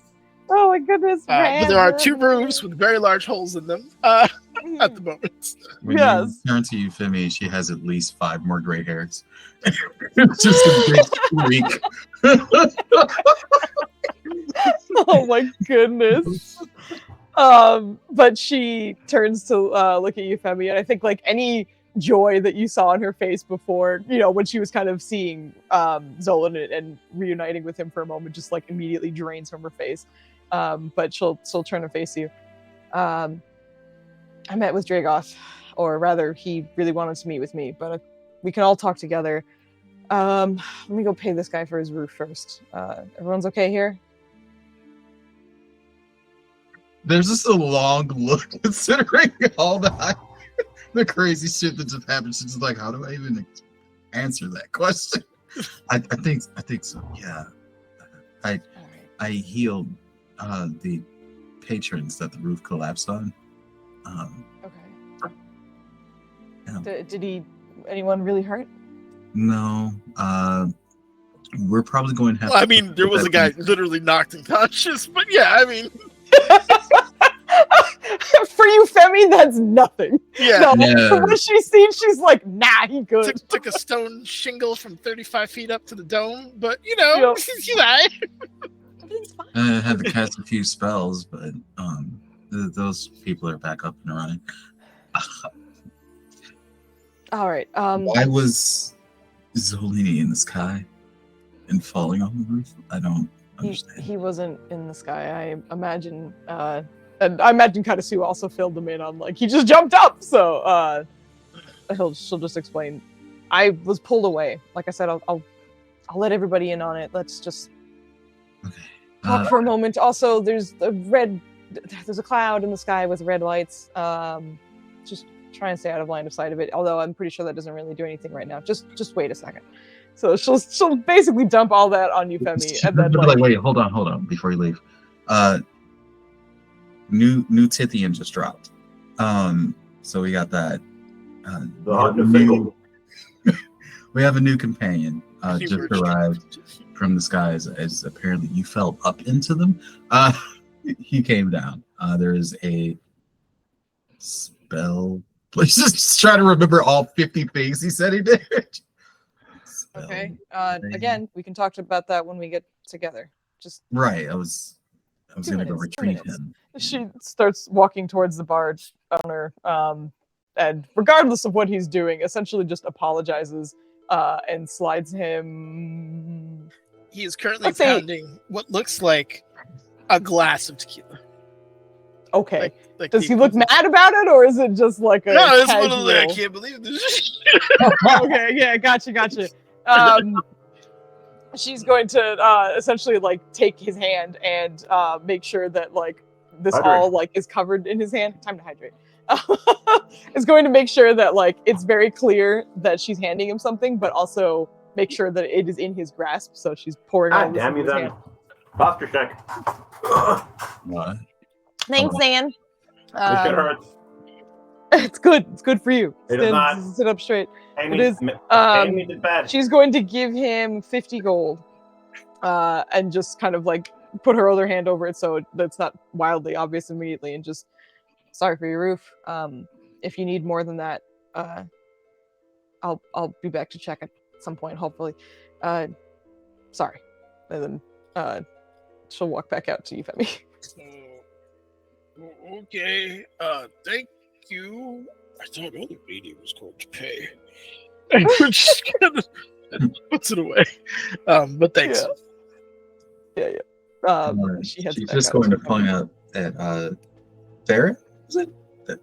There's something. Oh, I have walked outside at this point. I came down to let him know about the roof that it needs to be fixed quickly, and then I walked out. Oh, okay. Well, he's not exactly easy to miss with the red cloak and everything, Doctor Strange. But it's just, well, that's him out there. Guess we'll all gather up and have a word. Yeah, I guess so. Oh boy. So she'll just direct them to, like, I don't know, like as close as she can get to like an alley that's like as covered as possible, so that the cloud old man yells at the cloud. So that the cloud is nowhere in sight. The cloud you described, is it the same sort of cloud they ran into, her and Leah? Yes. Oh shit. She's gonna look up and be like, yeah, Leah and I flew into that before. You didn't fly into it. You did chase after it though. Did we fly into it? The cloud is still there, right? Or did it? What's still there? The cloud. I was asking you. It's still there. It's still there. It has not moved. Leah and I got really close, though, I think. No, it wasn't too close, because I remember when we were describing, because I was playing Leah at the time, and when the two of you were investigating it, Nenner said it was like really far away, but we were just getting like closer to see what we could see. But we definitely didn't go into it, for sure. Okay. Well, if they're supposed to be watching out for this thing, other than being in an alley, is there anywhere with like an awning or like? Yeah, you guys could find like a line of sign break. Wow. Line of sight break. Now it's okay. Don't worry. English is hard. I've only been speaking it my whole life. So anyway, yes, line of sight break. It's not in a city, not hard. So we could say you duck down, kind of a narrow alley in the dock district to discuss things. Okay. So and everyone gathers, just kind of look over the newcomer for a moment. You're Theron, I think, right? Theron Blackwood, yes. Okay. She kind of looks over him, like head to toe, and I think, unlike you, Femi, there is a little bit of like, ugh. But she doesn't say anything. And it's just like, the funny thing is, I talked to Joe about this like out of characterly a while ago, but like almost everything he is and is wearing is like things that just bother Ravaya. So like unintentionally, just by being who he is, she's already like, don't like it. She'll look him up and down for a second and then have a moment in her own mind where she doesn't seem to approve, but then continues. So Tithian just sent you, and I imagine you're here to help. How much do you know about what we're doing exactly? Enough to know it's dangerous, not nearly enough to know what comes next. You hear Euphemi behind Ravaya kind of walking off like, he's doing it again. Oh, he's so fucking obtuse. I can't stand this. Just directly say it there. Do you know about Dragoth? What we're leading up to? I don't know how much I know about Dragoth. I assume a decent amount, probably. Pretty much a good chunk of what they're talking. Like, you pretty much know everything. They might know more intimate details, but long story short, Sorcerer King from Athos, the mastermind behind attempting to steal the weave while Mystra is not in power, and basically transport it back to his original homeworld of Athos itself, but does not have a weave, and the obviously irrevocably change what Toril is and uplift his own plane at the same time. Also, cool necro powers. I know of Dragoth and his goals, yes. Well, this might sound a little weird, but he's at least tied to that cloud that is up there, and apparently summoned me for I suppose, a gentleman's duel request in a way. He knows we're coming for him, and we just came back from a mission from his home, Athos. Did you accept? The duel was already set. I think he was just acknowledging it. Our intention this entire time has been to kill him and to get rid of his threat from our world. And he's known that the whole time, so that's nothing new. I think he just wanted to take a second to speak, but either way, I did get a look at the City of Warlocks because he, I guess, took me there, whatever that was. There's some conflicts that are still going on. I'm not sure. And actually, he looks at Theron here. Are you aware of any efforts Tithian made to attack the City of Warlocks while we were gone? Didn't mention it at all. Not that he told me. Okay. Well, either they're attacking or something else is going on, because there's still some kind of conflict happening there. Not only that, but there do seem to be some weak spots that we might be able to capitalize on later. But he knows we're coming, and he knows what we're outfitted with. And I also realized that Theron is meeting this crew when we're covered in mostly bug armor. Yes. It's real weird stuff that we are all wearing right now because we just came back from Athens. Athos. I said Athens. Athos with all this new gear, but she'll mention that and then. Theron, give me a history check, please, if you don't mind, when adjusting their armor. History. You are absolutely positive that none of what they're wearing is native to Toril, as far as you would know. You're not an entomologist, but bugs that big don't go unclassified, and bugs that big don't you've go unclassified. Never seen anything like that. Okay. Oh, hell, I would wager you encountered some minion of Dragoth, or at least a side effect of his influence that does not seem to be creatures of this world that comprises your equipment. Accurate. She looks down at his rapier. How attached to that thing are you? I will draw it and hold it out to you by the hilt. Offering you the hilt. I'm holding the blade. I figured. We just look at me sideways, will you? I killed dead hands. Obviously, Revia is no, arcane master, but would she guess that this is magic, a magic weapon, or it just seems to be a very nice rapier? That's up to. Well, I don't know how well you can guess it, but it's just a rapier. Okay, it's just a rapier. Yeah, I don't know. There's no arcane runes etched into it or any kind of weird. It's a fine blade, but it's just that. Okay, I think as weird as it sounds, I think she would only recognize that because of all the wildly extra fucking weapons they've been seeing lately. So she's gonna be like, "This is a regular sword. This doesn't seem You're like all also crazy a shit." martial fighter. The tools of your trade. So yes, you would. All right, so she kind of just gives it a once over and hands it back. If you're gonna be running around with us, our very next job is essentially killing the firstborn of his Dragoth's followers, essentially. They only are vulnerable to weapons from their place. So she's gonna dig through her bag and hand him the only rapier they didn't touch because Revia was like, "No, I don't use rapiers. Get that Welcome to the shit crew. Do you like out bugs? of my goddamn." Okay. We're So gonna give you some bugs. You want some bugs? It's blooming barks. Which I don't know. Do you see the magic weapon or magic items and then Roland's wares? Let's look at that, and then that, and look at that, blooming barks.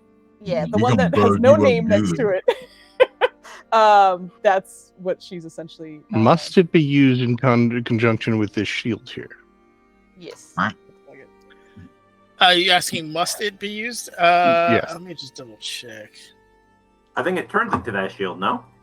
I think. Oh no, No. it says when wielded together, they get another thing. Yep. You can wield it separately. Yep, exactly.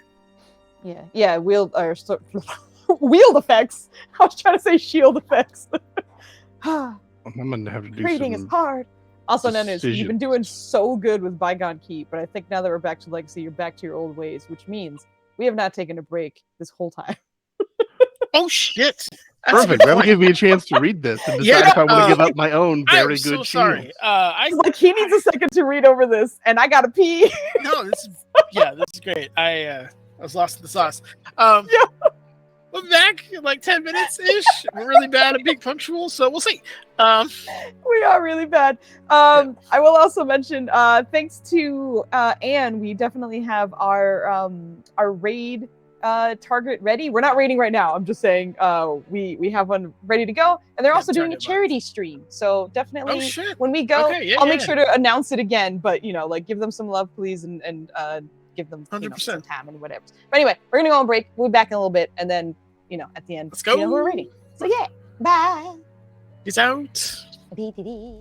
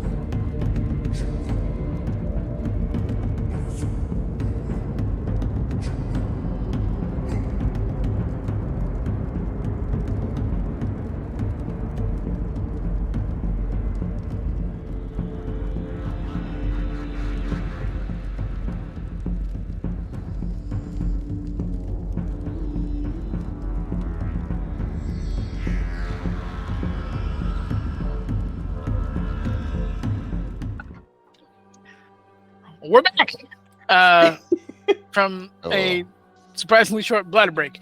Anywho, we return back to the docks of Waterdeep on a very late autumn night with a little bit of drama going on, but they are ducked into a dark, narrow alley, and weapons have been exchanged.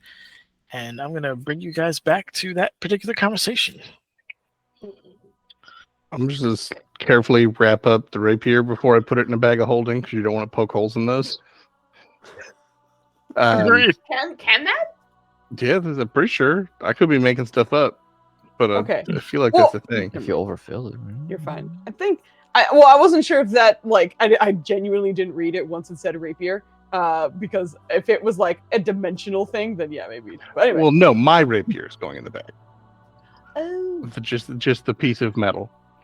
understood. And Is then, there I mean, problem? I'll put it in there with the sheath if this one comes with its own, but I'll take the new rapier and strap it on. Well, if it's a matter of overcoming resistances, shall hang on to it, but this is an effective tool, but not my preferred method of combat. And what is that? He's not gonna tell you. Yeah. I'm gonna look around for, I don't know, something unimportant that I can break. You can find a crate, like just an empty crate, like a shipping crate that somebody just discarded in the alley. Cool. I'm gonna hold out my right hand, and there's a gem, and then just for funsies, like old, like cathode, not cathode, is it cathode? Like old timey light bulbs. Looking up, there's a word that I know in my brain somewhere. Filament? I don't know. No. Like it looks like the shit in the back of old amplifiers. Oh, vacuum tubes. Sure, yeah.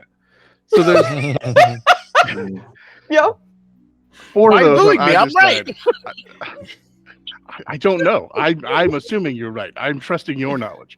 Anyway, there's 4 of those on either side of the gem, and if they'll do that, they'll just kind of charge up, and I'll just shoot lightning out of my hand, and 4 of them will be dim, and then I'm just gonna choose not to shoot again, but the other 4 will fade. Preferably, I would strike with this. It's effective both at close and quite long range.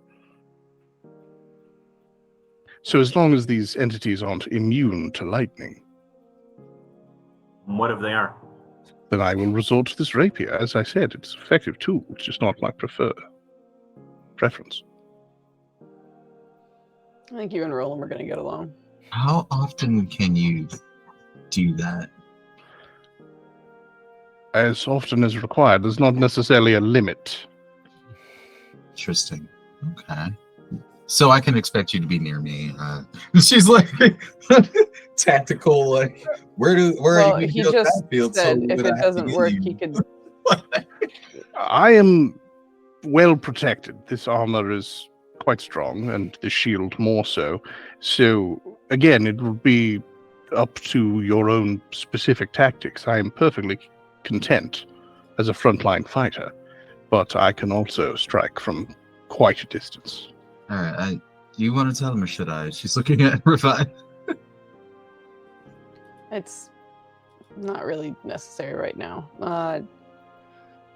We, after returning from our trip to Athos, we are currently attempting not to catch eyes on those who are closest to us. So we do have a contact in the city, but we were attempting to get some space before we address the sons that we'll be fighting at what time? It was like 1 p.m. in the afternoon, right? And it's 1 p.m. nighttime right now. So we probably have like at least 12 hours or so? Yeah, it's not that late. It's an early night, so it's a 10:30-ish. Okay. So yeah, you got like 14 hours. Okay. Something like that. So 13 we have hours. over half a day or so before we get involved in that fight. And I believe we have everything we'll need, although, again, we're trying not to tap our close resources just yet. And if you're with us, unfortunately, I think you're in that same boat as well. But just in in many hours, we'll be fighting for perhaps hours, depending on what it is. Exactly. I'm prepared for a long engagement. It's not often what I'm called to do, but it's something I'm more than capable of. What preparation do you need, and how can I be of assistance? Not sure we need anything yet anymore. At least we have all of our weapons, and I think we were just here to gather intel and see if anything had changed in the time. That's so loud. Your face. And then he just kept the water in his chipmunk cheeks for a while too. Okay. Yeah. So she'll mention that they already attuned to their weapons. Essentially, is what she's saying. But we'll likely rest for a moment before we get going. Although we didn't short or long rest, did we? Did we have all our shit back? You did long rest before you got here. Yeah, we long rested him. And then immediately caved in the roof, so I'm using the spell then. Right. Yeah. Okay. Good. Okay. Yeah. So yeah, because I do have all my stuff back. That's true. I'm gonna sneeze and renew myself. Pardon me. Bless you. Have you gathered all the intelligence you require? I am myself adept at getting into places I wouldn't otherwise be allowed, but I'm certain you all have the skills necessary to get what intelligence you need.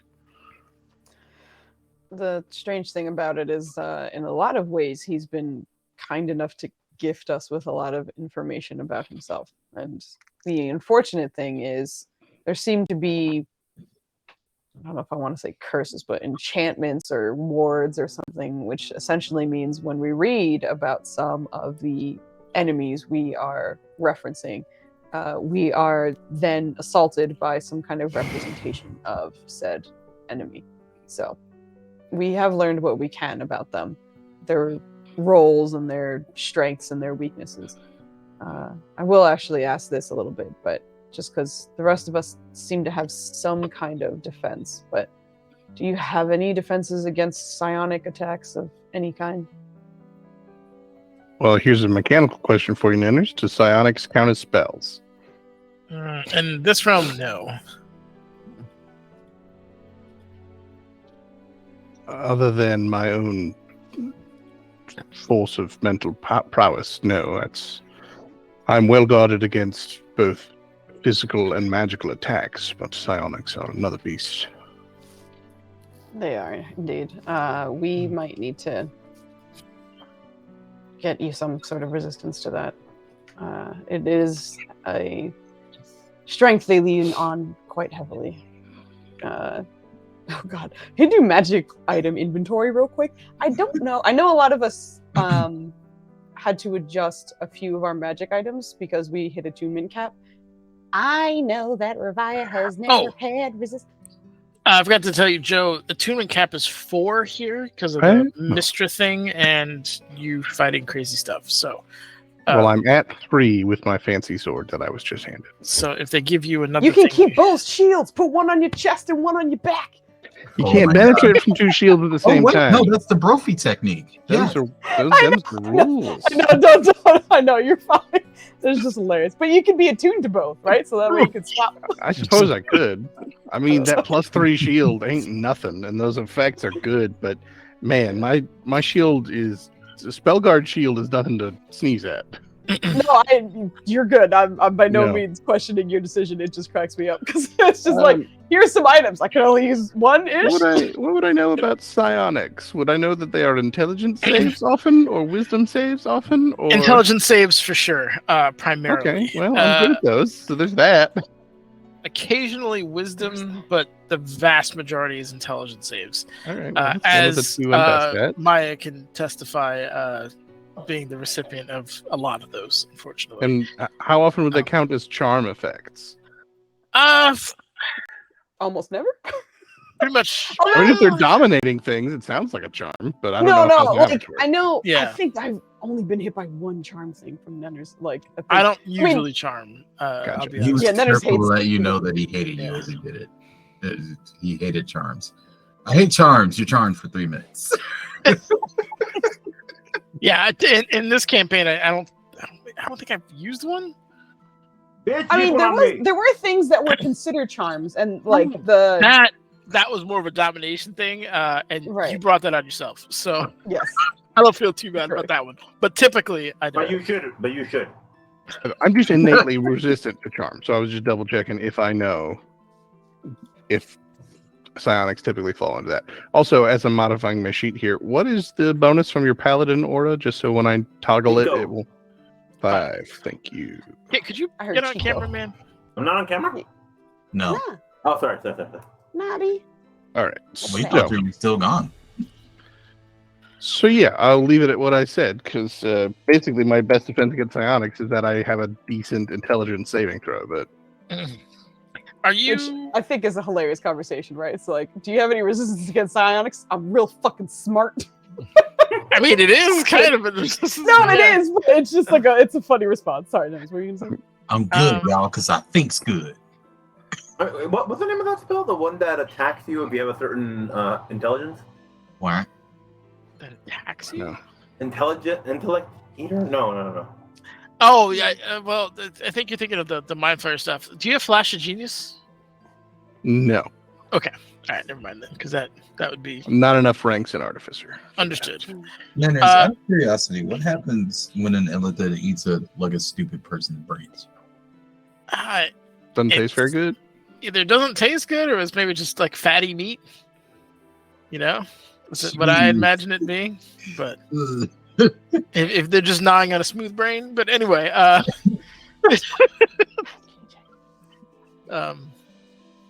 my brain is not working. Where are you guys going She from was here? she was just asking him about any resistance. Okay. I don't know if he wanted anything to say anything after that because Just real uncool of you to just sidestep my awesome spells resistances with psionics. That's what I'll say out of character. welcome to Nenners. I do not have any item in particular that protects me from psionics. I am strong of mind, but that only gets you so far. Oh, by the way, we have several rings of mind shielding. How many things are you attuned to? With this gift of a weapon, that would be 3. Would you like a ring of mind shielding? Well, it certainly sounds like it would protect against psionics. All right, she's gonna move up and open her trench coat. No, I'm kidding. It just I rows of do wings want to and remind stuff. you, Femi, that yours is broken. You see what I mean? He always fucking me up, man. Like every no, I'm kidding. So you can replace yours, obviously, at this point. But yeah, No, she's gonna hand it. She's not gonna replace hers because like she's already attuned capped with the new gear. okay. I mean, would a guy with Tinker Tools be able to fix that, maybe? Yeah, if you take a look at it.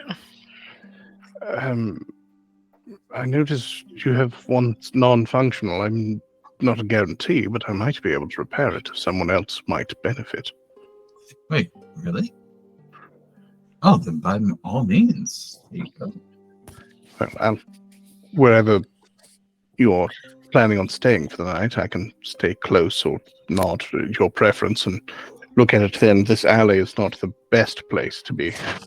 Right. I don't think we should stay here. Strangely enough, although they don't necessarily love us, it might be a good idea for us to wait the rest of the time at our lovely blacksmith's location.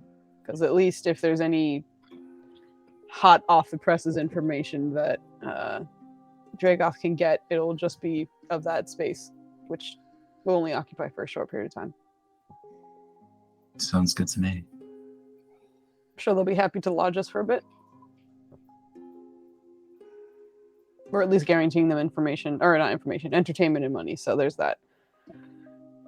By the way, we're going to a blacksmith or not blacksmith.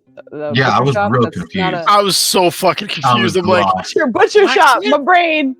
I'm said, going like, through what- like the campaigns. I'm like, did I have a blacksmith? I was just over here Yeah. like, Foos knows what she's talking about. I don't, Yeah, but she knows. It's, I'll just exactly. It's like my brain was like, "Yeah, you said it right," and then as I was saying it, I was like, "Did I just say blacksmith? No, butcher shop."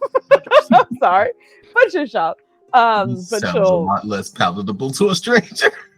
Yeah, I know, right? Hang out at the butchers for Yeah, they can house us. It'll be fine.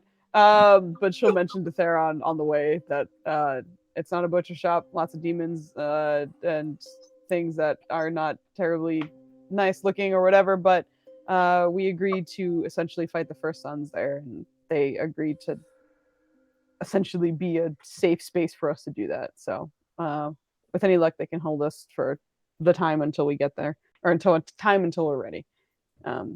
So she'll lead the way over to the butcher shop and force Euphemia to do any of the speaking. You know, on the way to the shop, Euphemia is going to realize there are a lot of gaps left in there and be like, I'm sure you're wondering why we're heading to a demonic butcher shop and why we trust any of these people. And I'm going to go ahead and try to explain that to you because we left out a lot of details there. So basically, we destroyed their shop. And then we unearthed a bad deity in their drink. Revive may have accidentally summoned them into the city. And yeah, we're dealing with the fallout of that. Us participating in this tournament is part of. Yeah, she's just gonna explain the whole situation. There were so many steps to that. I'm just like, Euphemia. That's exactly why I didn't say anything. Is what Revive says as you're walking. I just don't know what he's getting into. Can you guys roll me one of you lucky fellows roll me a d20, please? It's kind of scattered because. Can I do? Yeah, go Sure, ahead, go ahead. kid. Okay. It's scattered because Euphemia wasn't actually there for Totino's. So she's just going on word of mouth herself. As you guys are walking, you kind of towards the center. There's a town crier who's just kind of going, and it's kind of late for him to be doing anything. But you hear explosions heard in Luskin. Weird, kind of. Oh. So, like, if you hear, or it's like explosions heard in Luskin. If you see anybody strange or doing strange things, report it to the local guard, please. Remember, we are still at war. And just kind of going through Do we that. count it spiel. strange? Explosions in Luskin? There was a lot of activity there. With Recray and all that. She's just gonna like shoot Euphemia a knowing stare. Yeah, the moment that guy's mentioned, her face is just like, kill that bitch. We're talking about the sailor, the slaver captain, right? We're talking about the Demilich that is doing some shit in Luskin. Yeah. Oh, she instantly, the mention of Luskin, thought about the sailor she wanted to kill. One of the few times where Euphemia's like, fuck diplomacy, stab him.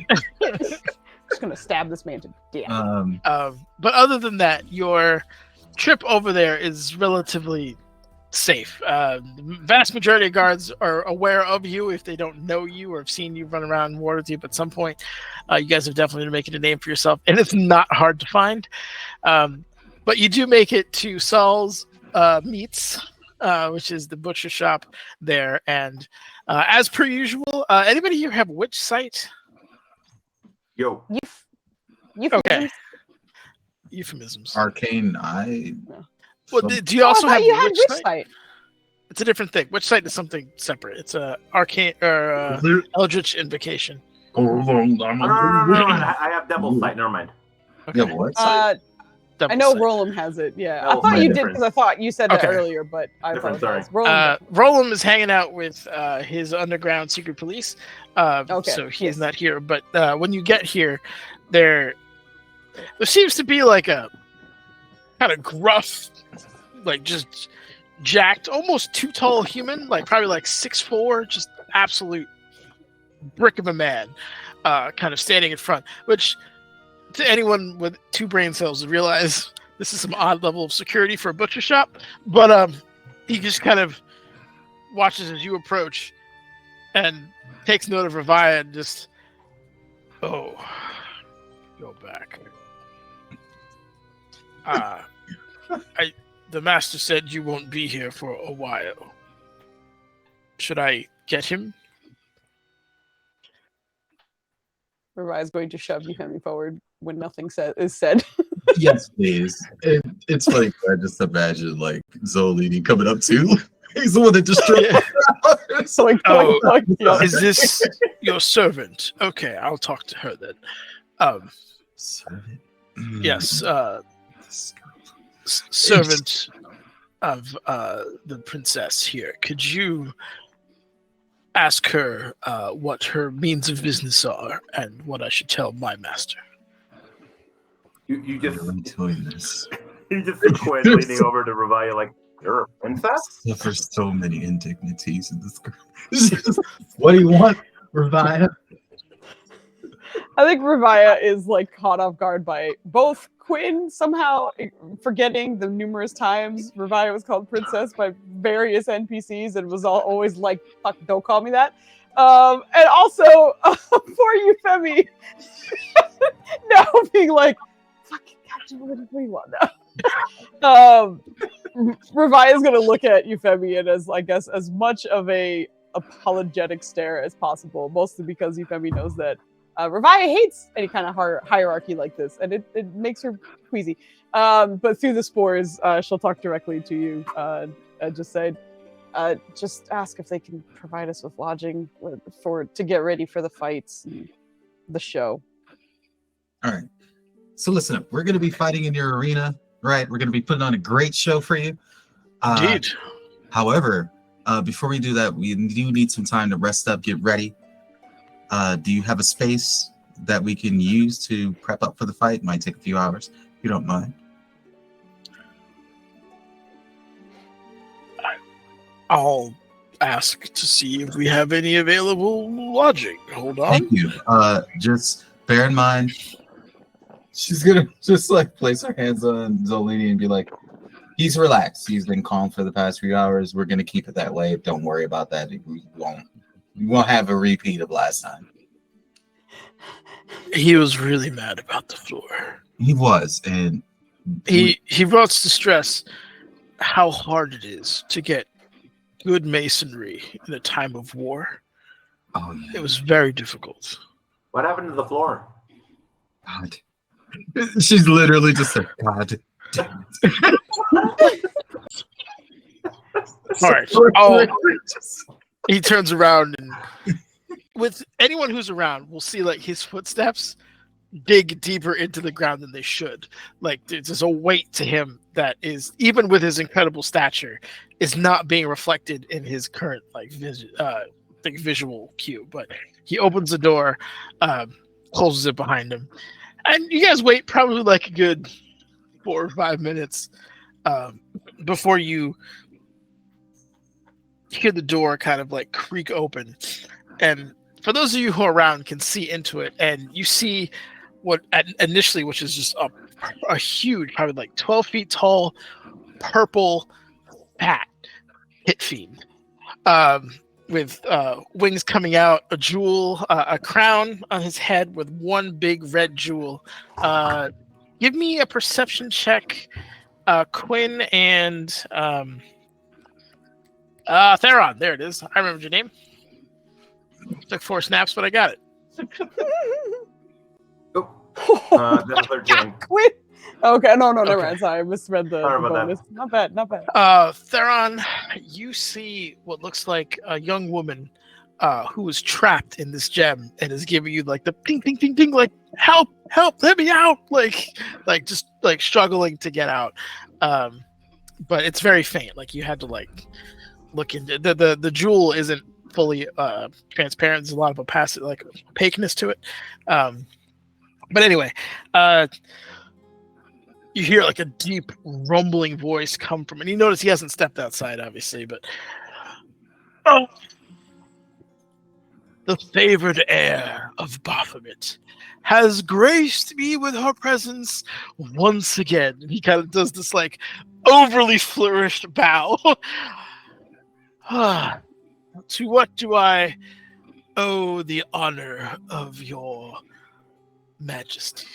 Revaya, you're gonna hear Euphemia in your head go, "Ugh." Just immediately.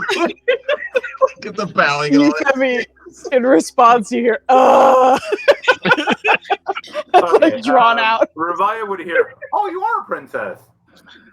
Quinn will immediately hear, if you call me that, I might stab you. Happy way. There's a lot of like internal conversation that poor Theron With is all not this hearing at all. happening, and the person that keeps getting addressed saying nothing, unless someone stops me, if I may, the speaking on behalf of such an eminent personage, we are seeking lodging for the evening, something that was expected for someone as important as this. At the moment, he's kind of taken aback at like someone who speaks properly in a very educated manner. Oh, I see you finally added someone with a decent amount of education to your entourage. Well, sir, lodging is not exactly what we do as a business, but for someone as important as she, and not wanting to draw the ire of her father, that can be arranged. There will be rules, however, mainly regarding your. You can tell he wants to say something like vile, but kind of bites his tongue back a bit. Companion. He's not to burrow. He's not to dig. Sharpen his whatever those are on anything on the floor. 2, I must insist that this time you do not kill any of my personnel. This time. That can wait till tomorrow. And 3, no summoning ancient gods from long forgotten fucking planes of existence. You were housing it at the time, but the other 2 shouldn't be a problem. The 3rd shouldn't either, to be quite honest. Good. Consider this a favor, so you can stay free of charge. My only request from you is that you send your father my regards. All right.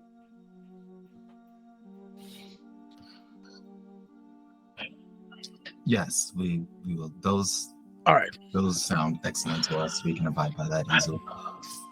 Follow me. You're gonna have to wait in whatever area you deem fit, but I have to prepare the rooms. I wasn't expecting 7 guests out of nowhere. And he begins to kind of, with his weight, just model his way in there. And you guys are able to go inside. And the first thing you notice as you walk in is the floors are truly immaculate. There's some beautiful marble floors. This man has a taste for stonework, and you couldn't tell why he'd be pissed at a belay going nuts in here. But it is kind of initially a storefront, like a beautifully well wrought storefront for meat, which very quickly, as you go into the back room, descends into this kind of stone and earth hewn stairwell that brings you down to probably a good 3 stories underground, where you pass what looks like kind of like literally an arena, like you're passing the side of an arena that's there with like stadium style seatings and sand and areas where people could fight and stuff like that. And you continue to go down, and he's comes into like what looks like a combination of like a reception room and like an off-track betting office, where like you see there's what looks like a Quizit or sitting there with like a very small imp-looking guy with 2 horns, kind of grayish skin, like a permanent grin on his face, and he's just like just constantly rubbing his hands. Like there's just who knows what kind of schemes are running through his head, but his overall demeanor is one of who is constantly scheming. But he's behind the gate where you would send money through or whatever, and he's kind of trips up. Oh, we had a deal. Bet twice, win thrice. Fights don't start tomorrow until tomorrow afternoon, but we take down payments. We take deeds, And in special circumstances, we'll take people. We whatever you want to bring in here, we'll barter, we'll trade, we'll make it work. We prefer them alive. Thank you. He was for supervising. He didn't say anything about slapping. You hear Abaddon like, they're not here for the show. They'll be participating tomorrow. Save your pitches for someone who cares. Can we bid on ourselves? Yes, you can absolutely bid on yourself. 100%. How much do you want to bet? I was just curious. He was proud. Like, no fun. He goes back to like just start writing things down on the side. But Abaddon is basically there's seating here. As wait here. I'll prepare your rooms. Is there any special requests I can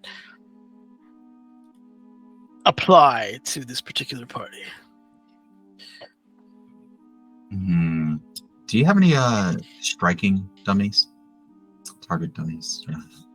In the training area near the pits, if you want to go there, yes. Excellent. I feel like we're gonna. I mean, we could bring one up to your room if that's what you want. Yes. With blood or without? They can bleed. Of course. How do you test like a piercing one? Something strong to drink if you have it. No problem. You had like 10 something strongs to drink. Just like how quickly he was like, "Gotcha, Bo. Don't worry." Yeah. It's greater restoration. That's fine. You hear him snap his fingers twice, and seemingly out of nowhere, a succubus wearing not a whole lot comes out.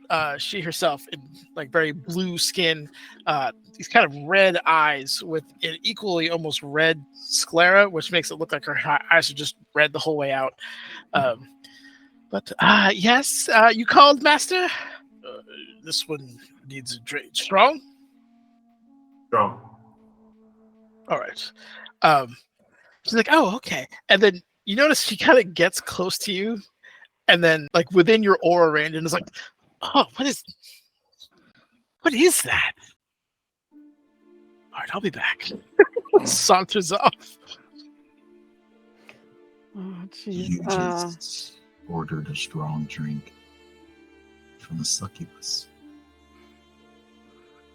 Well, he ordered it from a demon first, and then called the succubus. Can I also have a trough of food? My friend will be hungry. Yes. I assume it's a carnivore. Yeah.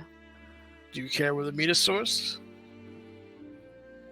Questions we don't want to be asked. Yes. Yes, we do. That will take some time then. That's fine. Any preference?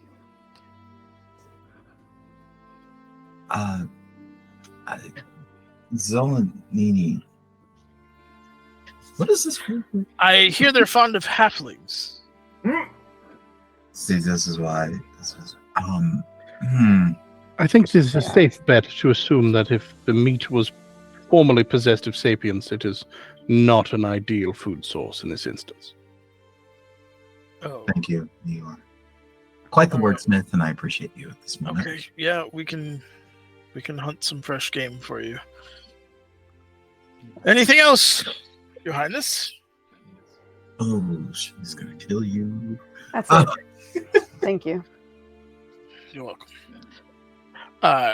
He goes downstairs, and you hear some rummaging. And anybody here speak Abyssal? I do. Question. You know I right. do. Stop playing. I speak several languages, but I just rolled a die to see what I spoke. That ain't one of them. You hear shouting in Abyssal like, straighten this place up, you fucking louts! We got a Baphomet's favorite daughters here, and I'm not trying to make a bad impression or get my head caved in. just like shouting orders about like getting, and you hear just like it's almost cartoonish, like ding dong, like stuff just being like moved all over the place in a very rapid fashion. No. Am I yes. to assume that Quinn would not know who Baphomet is? Bro, he's been hanging with us for like the past year. Yeah, he knows.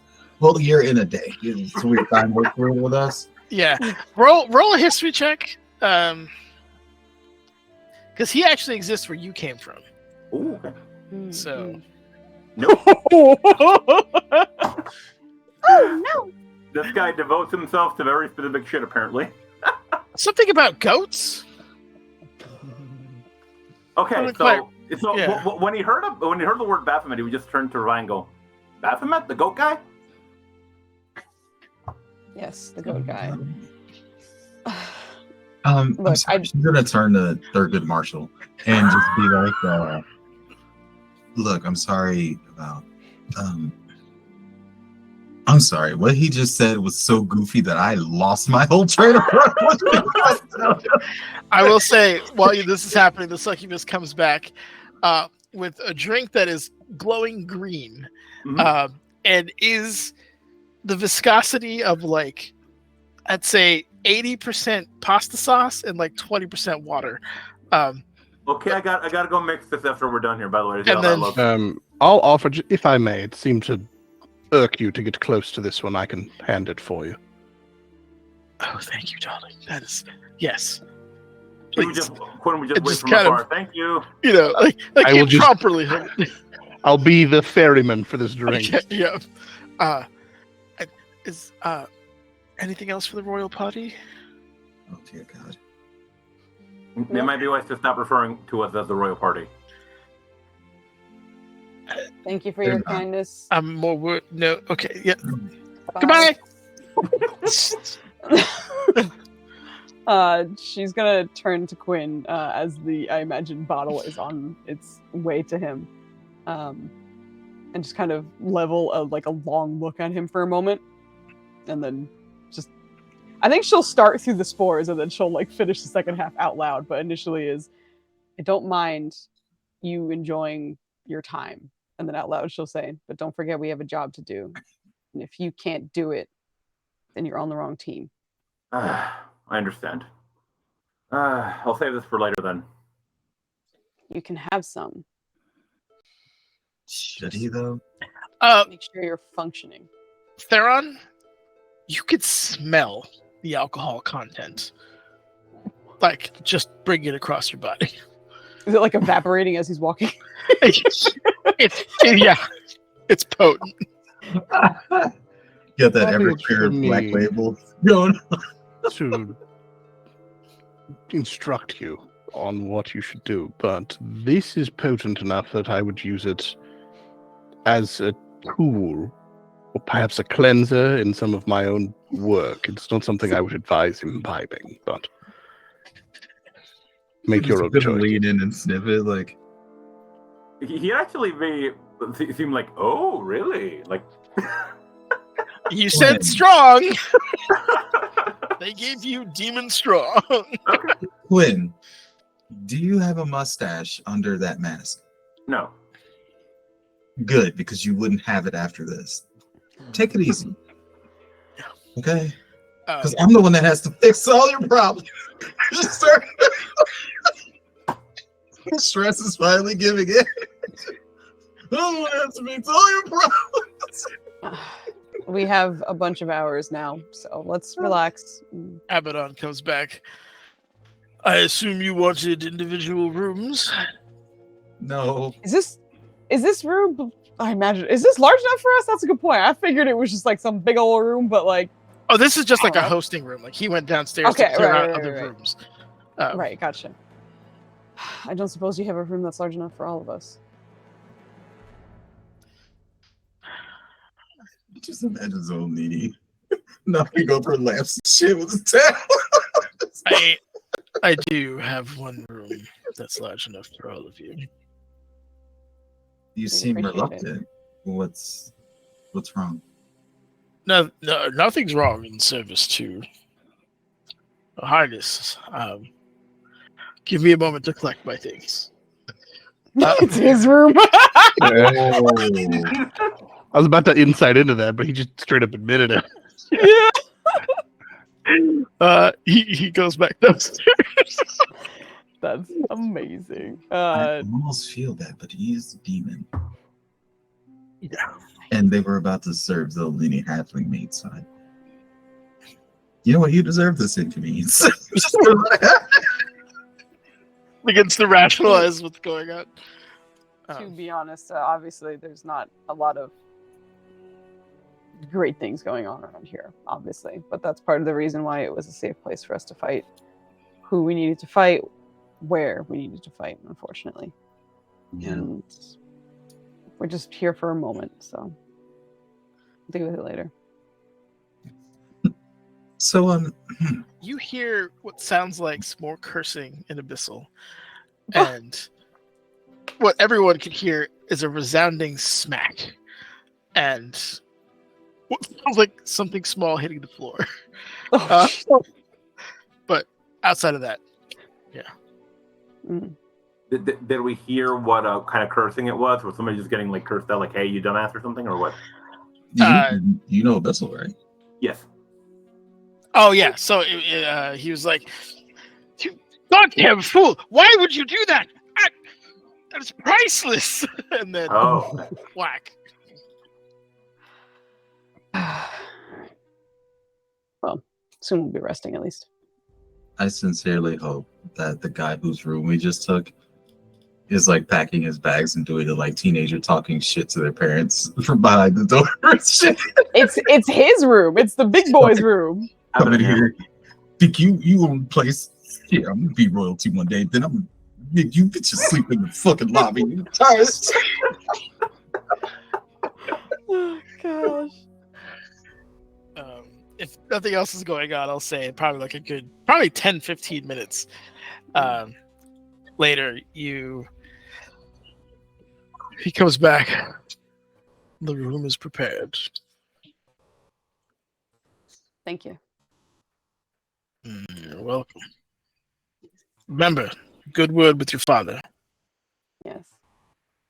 You got it. Follow him towards the room. You lumbers down, and as you go downstairs, you see a series of rooms that were kind of like lined up, and at least 2 Balgaroth like holding a bunch of like random things that were from their room, like. Oh my god. They're just running around with this shit. You straight up just walk here like, it's my house now. But he guides you past those rooms, and then it goes back upstairs, and it goes up like a good 2 flights, revealing what is like a luxurious master bedroom. Like everything is in black and red, but they're well with kind of purple highlights here and there. But as you walk in, there's a carpet that probably Theron is the only one classy enough to realize is worth like thousands of gold. Like it is just absolute masterfully crafted. The bed is like a king plus. It is absolutely huge because he's a big dude. And you can probably fit all of you on it comfortably if you wanted to. He has various kind of like weapons lined up on the wall. You can see there's elements where there was like trophies on the wall, but he has removed those. And there's a huge window that takes up the entire back wall. And the curtains are kind of open at the moment, and you can see the vast majority of Waterdeep from this particular angle. And he just kind of saunters in. The place is yours. Again, I'd prefer if your companion does not chew on my carpets. I won't do that. Or pretty much anything. Why did you really so done? Why did you think he was talking to you? As you say that, he looks at you. Why would you chew on the carpet, Quinn? We will ensure that no harm comes to your possessions to the best of our ability. You've been a gracious enough host, and of course, at our earliest convenience, we shall dispatch a message to her father with that word you requested. I'm going to deal with him from now on. Is that okay? That's I fine. think it's best. Excellent. Thank you. And thank you, sir. Do you need a wake-up call? Sure. What Thank time? you. If you can give us 30 minutes or so before the fight. Done. All right. I shall see you on the morrow. Enjoy your rest. Thank you. And he saunters out, closes the door, and you can hear him walking off in the back. But I think it's a little past midnight, so I think it's a good place to stop. But you are comfortably housed in the master bedroom of Abaddon the Ample. Are you saying this man is thick? Yeah, he's fat. thick. He's huge. I told you, he's like he lumbers. Like he's a Yeah, thick fat- boy. Yeah. No, there's big and then there's thick, man. You gotta realize. I mean, I wouldn't say thick. He's chunky. Okay. Yeah. As Fu says, thick is like being fat in the right places. He's got a lot. You can still be a lot and have some drinking alone. We actually were just drinking not too long ago, so I hope you were having a good drink. I was drinking out of my usual Golden Girls cup because I'm classy. That's where we Fancy, huh? My sister is fancy, the huh? classiest person I know. Anywho, yeah, thank you guys for showing up. Sorry, man, that you just got here late. Not late, but as we were closing. We usually play between 8:30 and 12ish on Fridays, and same thing on Saturdays. So, but yes, thank you. We'd love to have you. But yeah, we'll continue next week. When you Next week? prepare. We're not going to. Our schedule is going to be bonkers. One thing that we might hit before our schedule goes absolutely to shit is once we have 200 followers, we're actually going to be having a little dice giveaway. So be on the lookout for that because once that happens, we'll make an announcement and all that stuff. But anyway, thank you for finding us, and hopefully we'll see you another time. We talk a lot about cheese, so it's going to be cheesy dice. So if you like some novelty cheesy dice, that's what it's going to be. Anyway, we had a Guide the Raid request from our lovely friend Anne, who told us to go raid Meeples and Dragons because they are currently doing a charity stream, and we love those. So we're gonna go say hello to them. Please give them love. If you can, obviously help with their charity. We should be back tomorrow, I believe. Who knows what we'll be doing, but we should be back tomorrow. It might just be a chill night for us. We don't know. My God. But either way, I'm going to get the raid started, which looks like it's going, and we're going to say goodnight. And Nunders, thank you for being awesome and keeping this rolling and all that stuff. But we're going to say goodnight. It's a pleasure. So, good night. Goodbye. Are you doing finger guns?